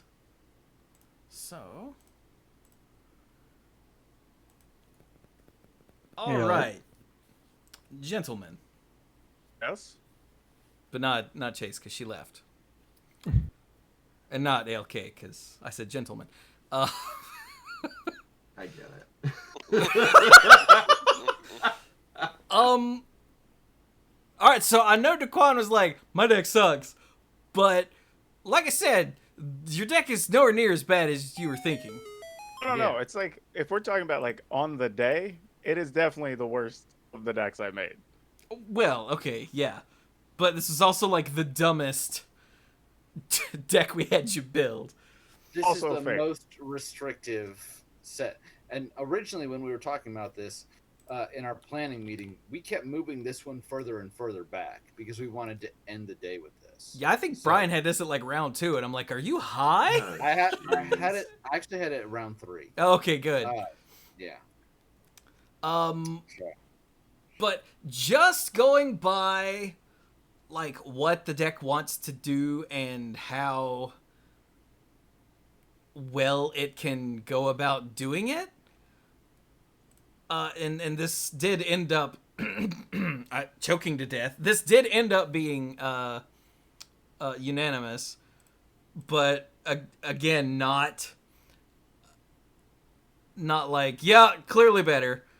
But I think we got to give it to Anthony. Because Totally understandable. yeah, like pretty generous, but sure. Now, DeQuan, the main point on your deck is the Arcane Artisan. Yeah. Because that lets you drop like a super early Brutaclad or Melek or something and start like doing things. I like that one too. Like, that's really good. But Oh yeah, but that literally was just like fishing for something. What can we do that doesn't cost like 4, 5, 6 mana that like lets us do something interesting early?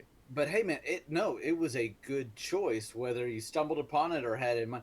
That to me, that was almost enough to like get you there. So, you actually had a lot more to. Your deck has a lot more to do in the early game than Anthony's does. So, Yeah, it does. Yeah.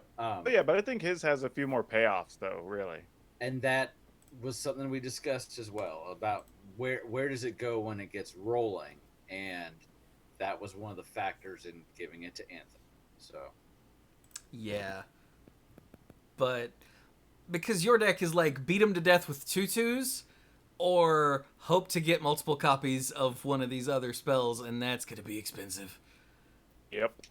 And so it's like, whereas what does Anthony's deck want to do? Oh, it's wow, it's doing all this other stuff and giving an axe to a goblin test pilot. yes. Which hopefully I will use to beat Mike. So Mike just has a hatred of that card.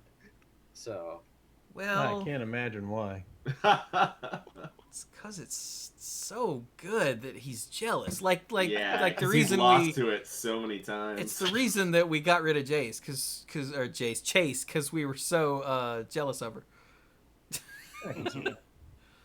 speaking truth. All right, so congratulations, Anthony. You have won this episode of Exiled. Chewy, tell him what he's won. Ordinarily I'd say like a big hug, but that's actually not good these days. Yeah. I literally just said he won it. I laid it up for you. You've won Exiled. You can go home now.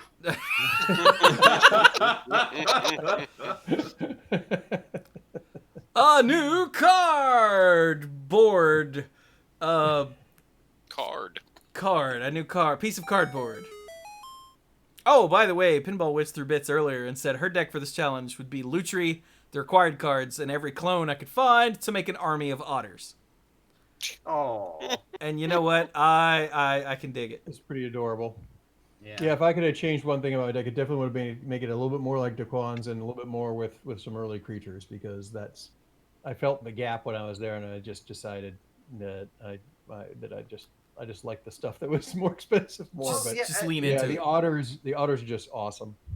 You leaned into that though, and you did a good job with it. So Thanks. Yeah. With more time to look at it, I probably would have tried to do something with Mirror-Wing Dragon. Yeah, Ooh. that's a great. Yeah, that's it a crossed great my idea. mind too, because I was like, well, that's something. But it's another big expensive spell. Like that was my problem. Mm-hmm. yeah, I can see that. Yeah. Nice. Yeah. Well, I will So accept all- the COVID safe virtual high five from Pinball Witch. Thank you. Yes. she's good at those. Well, to all of our contestants, including Chase, who had to leave, thank you so much for joining us for this rampant bit of insanity. Yeah, it was fun. Yeah, agreed. This was a lot It of was a fun. good thought Yeah, I had a exercise. blast. Glad you Thank guys you, had a Silver. good time. Yeah, and Yeah, we Thank you really for appreciate it. yeah, it would not have been the same experience without you guys being here. So And given the short notice, so the timing on this, I think I explained this to at least most of you individually when I was trying to convince you to join us.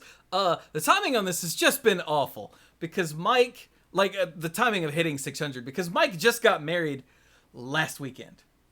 good job, Mike has Mike. now been married for a week. Very rude of him. And tell Ashley we appreciate her giving up her first Saturday night with you. And then the courts have reopened, so Brian has just been slammed the last, 2 weeks, something like that. 3 weeks, and it's been insane. Yeah, So- and school started back up, so poor Dirk has been, because Brian's a lawyer, Dirk is a teacher. It's not that they're in school and in jail, You know, That I gotta would've go been an back interesting on story Tuesday. though. Okay, I've been a lawyer for 10 years. I still tell my wife, hey, I gotta go to jail today, and she still smirks. Really? Um, And look at you and just ask like, so is today the day? Not this. I come home, and she's like, silently like, oh, they let him out again. but, yeah, we really appreciate the short notice. I couldn't get everyone together on a call until Tuesday to get everything finalized, as far as the rounds we're doing and get all the rules figured out, because it's been 4 years since we did this. And okay, are we actually good for the weekend either day? Okay, not Monday. Got it. Okay, so Saturday or Sunday? Okay, preferably Saturday. All right, fine. Yes. Okay. And then I'm like, right, now I have to find people. And luckily Anthony was like, yeah, sounds good. And I went, huh! I don't remember where. I think I was door dashing and I was sitting at a red light when you were like, yeah, sounds good. I was like, huh, huh, huh! And then the light turned green and I didn't go. Well, don't get into an accident over this. It's And I was like, huh? What? Oh, sorry. And DeQuan, I'm sure, had never heard of any of us. And he Actually, went out. had. Oh, really? I think I came across your podcast when it was on. One day I was looking at stuff on MTG Cast. I think is where I saw it first. Well, we were there for a very long time, so yeah. Yeah. Until I took over doing MTG Cast, and then I stopped putting our show up there because there were so many. I'm like, you know what? Our listeners can just come find us. I don't care. Fair. But yeah, we really appreciate you all coming to help us and do our silliness, because honestly, in this day and age especially, we don't play Magic nearly as much, so it's not at the forefront of our brains. And I've never been good at this sort of thing, as we found out the first time we did it. So, like, I was like, we have to get people our for skills that. were probably questionable as well today, so don't Yeah. feel bad. Yeah, okay. Chewie was eliminated first. I think I was, yeah. Yeah. And he almost was like, finally. He was like, one round was enough for him. But yeah, thank you guys so much for helping us celebrate our enormous, ridiculously stupid number that I know Monday Night Magic hit because we did that a couple years ago. And I think at this point, freaking BDM and Flores, what is their what is their show called? It completely fell off of my brain. Is it BDM and Flores? Yeah. I didn't know they had one. I thought it was Flores and what's the other guy's name? I can't remember now. I'm like missing the Top other level guy. podcast. Yes. No, the other it's BDM's freaking handle. Top 8 something. To a top 8. Is that what it's called? Brian, David. 14 in the chat said BDM and Flores did top 8 Magic. But Top 8 Magic. That was it. Yeah. Top 8 Magic. Yeah. Which I think they still do. I was gonna say, is that still a thing? I think I've seen anything from that in forever. It was on Face to Face Okay. for like a long time. Once they picked him up there.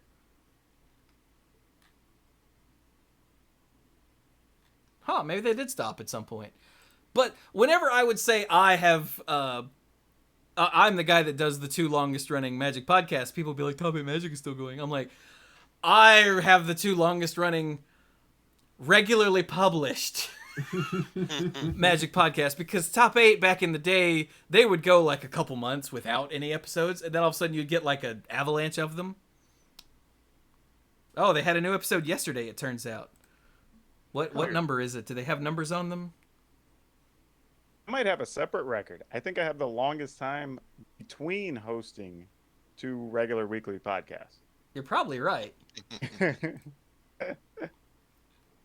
think it is like 14 years or something between them, which is crazy. Like, I don't even know if it's crazy if it's 14 years apart that I did it, or that the game was still around 14 years later for me to do it again. Right? Oh, they're not numbered. Okay, well, I'm sure that they've hit 600 by now, if they're still going. Although that one, the one that I looked at was just BDM. But you know what I mean. Like, Top 8 Magic is a thing. It's still going. But, yeah, up until COVID hit, it was really rare for us to miss a... What, Alexa, stop. Did I say anything that sounded like that? Damn crazy robot. But, yeah, it was really rare for us to miss a week. Much less, like, 2 in a row. Like in the last several years, it took us 2 years to reach 100 episodes, 4 years to reach 200. So we were literally podcasting, putting out 50 episodes a year. Yeah. And like when we would take a week off, I would use like a live thing we'd recorded in the can, so we didn't have a week without content. So, like, we've been going forever and ever. So we started in November of 2007, and then now it's 2020, so it'll be 13 in just a couple months. Well, congrats on the achievement. Well, thank you so much. Monday Night Magic is on its way to 700 in the next, since we seem to only record every 3 weeks now because there's no news in the next couple months.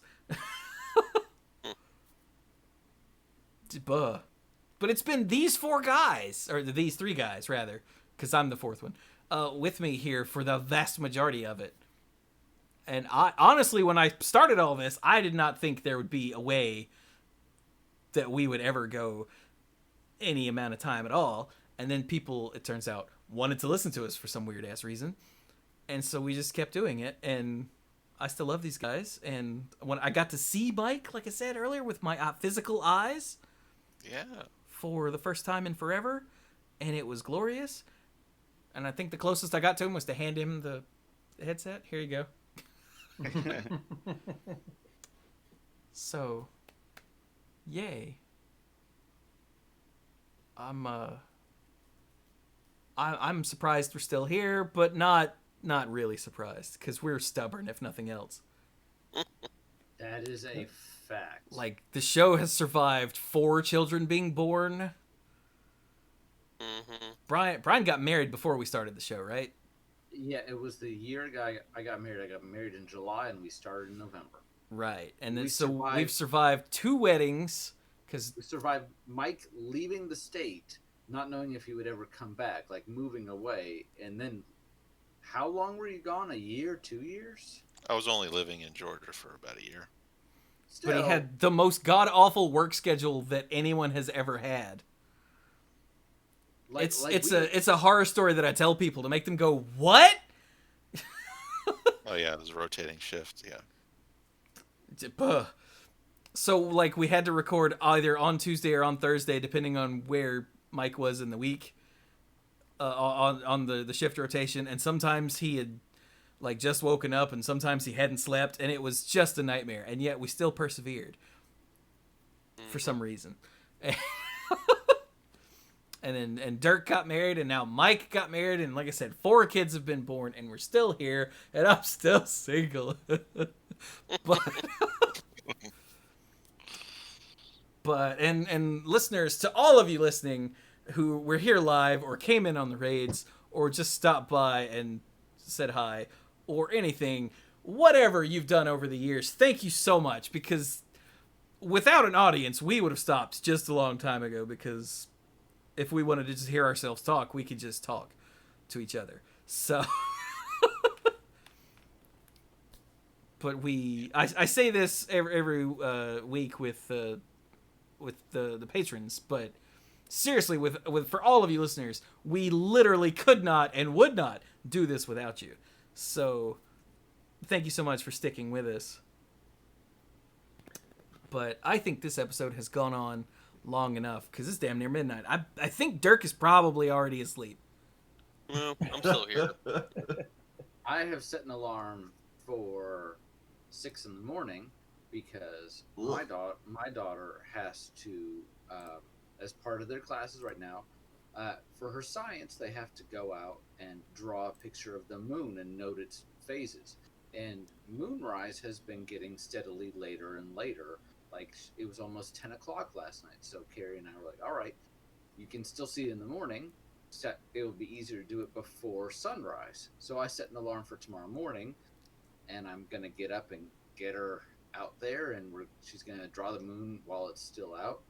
And she's like, is this episode going to go longer than usual? I'm like, I think so. I'm like, yeah, I'm good. So I'll be passing out in a couple minutes here. Maybe seconds, we'll see. Gotta take the dog outside. But this has been a blast, and thank you guys so much for being here and for following us. Not just the hosts, especially, but anyone listening and watching and all that. Thank you for following us on this episode and this journey and all that good stuff. Yeah, and join the Manipool Discord server. Yes. Now, I hate to do it on a big episode with guest hosts, but you know what? I am gonna clock out. So everybody, I try not to, but sleep. So everybody have a good night. It's all good. Night, Take Pete. care, everybody. Good night. Have a good night. Unfortunately, I am going to also clock out as well. Same here. I figured Dirk was just waiting Yeah. on someone to go. So, good night, Zerg. And wait, who Good else night, said they were everybody. leaving? So, Anthony's gonna go with Yep. great gratitude. All right, Thank we really appreciate it, sir. Yeah, same here. Anytime. When you get to number 700 or number 800, think of me. Be like, wow, I bet he's really old now. Damn. Oh yeah, you will be. Somebody will have to help me hold that pencil. All right. Take care. all right. Take care, Wonderful everybody. night, everybody. Night, Thanks. Zerg. Night, Anthony. Lord have mercy. Sir, we're just done, right? I'm gonna I'm gonna read the list of patrons and Yeah. and call it right. Yeah. Because for the love of God, it's late. It's late. Like, All right. Well, I will see y'all later. I'm gonna go grab food. It has been a blast. It was good to participate, and I think you had the deserving winner. So everything worked out as it should. yeah, and you're such a gracious second placer. Hey, your grandmama taught me, like, if you can't say anything nice. All right, well, thank you again, DeQuan. Everyone, go follow him. POWR. Hang on, POWRDRAGN. Right. Hey, see y'all later. Later, Good luck man. on another 600. Right. Thanks. Good night. I like him. Yeah. I like all of these people, even that Alterist guy who's still hanging out. He's all right. He's all right. So yeah, I would like to thank, as always, our lovely lifeguards over on patreon.com/themanapool. Let's do it with this order. Sure. So thank you to Kim Ho, Jake Jansons, PJ McMullins, Himiu Helazaharu, Jason Kaus, Andrew Hunt, The Beastfather Aaron Goodwine, Al, Lance Delicious, John Morris, Cody Buckawing, Casey, John Parker, Jason Doan. Oh god, I scrolled too far. Danny Liao, Jeff Spencer, Beardy Man, Aleph Cat, Scuzzo, Connor Kennedy, Gothic Man, Rafe Gal. Oh, he's new. He's new. I gotta add him to the. Add him to the end screen for the YouTube videos. Backwards Logic and ALK Alters. Hey! I know that name. I've heard of that. That's the only reason I stayed this long.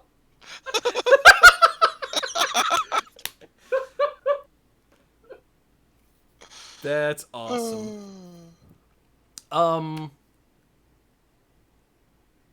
So yeah, we're gonna go though, because it's late. So as always, thank you all so very much for joining us. Sorry we didn't get very many preview cards talked about at all, but that's not why you came to this episode, let's be real. And why not? Go play some Magic.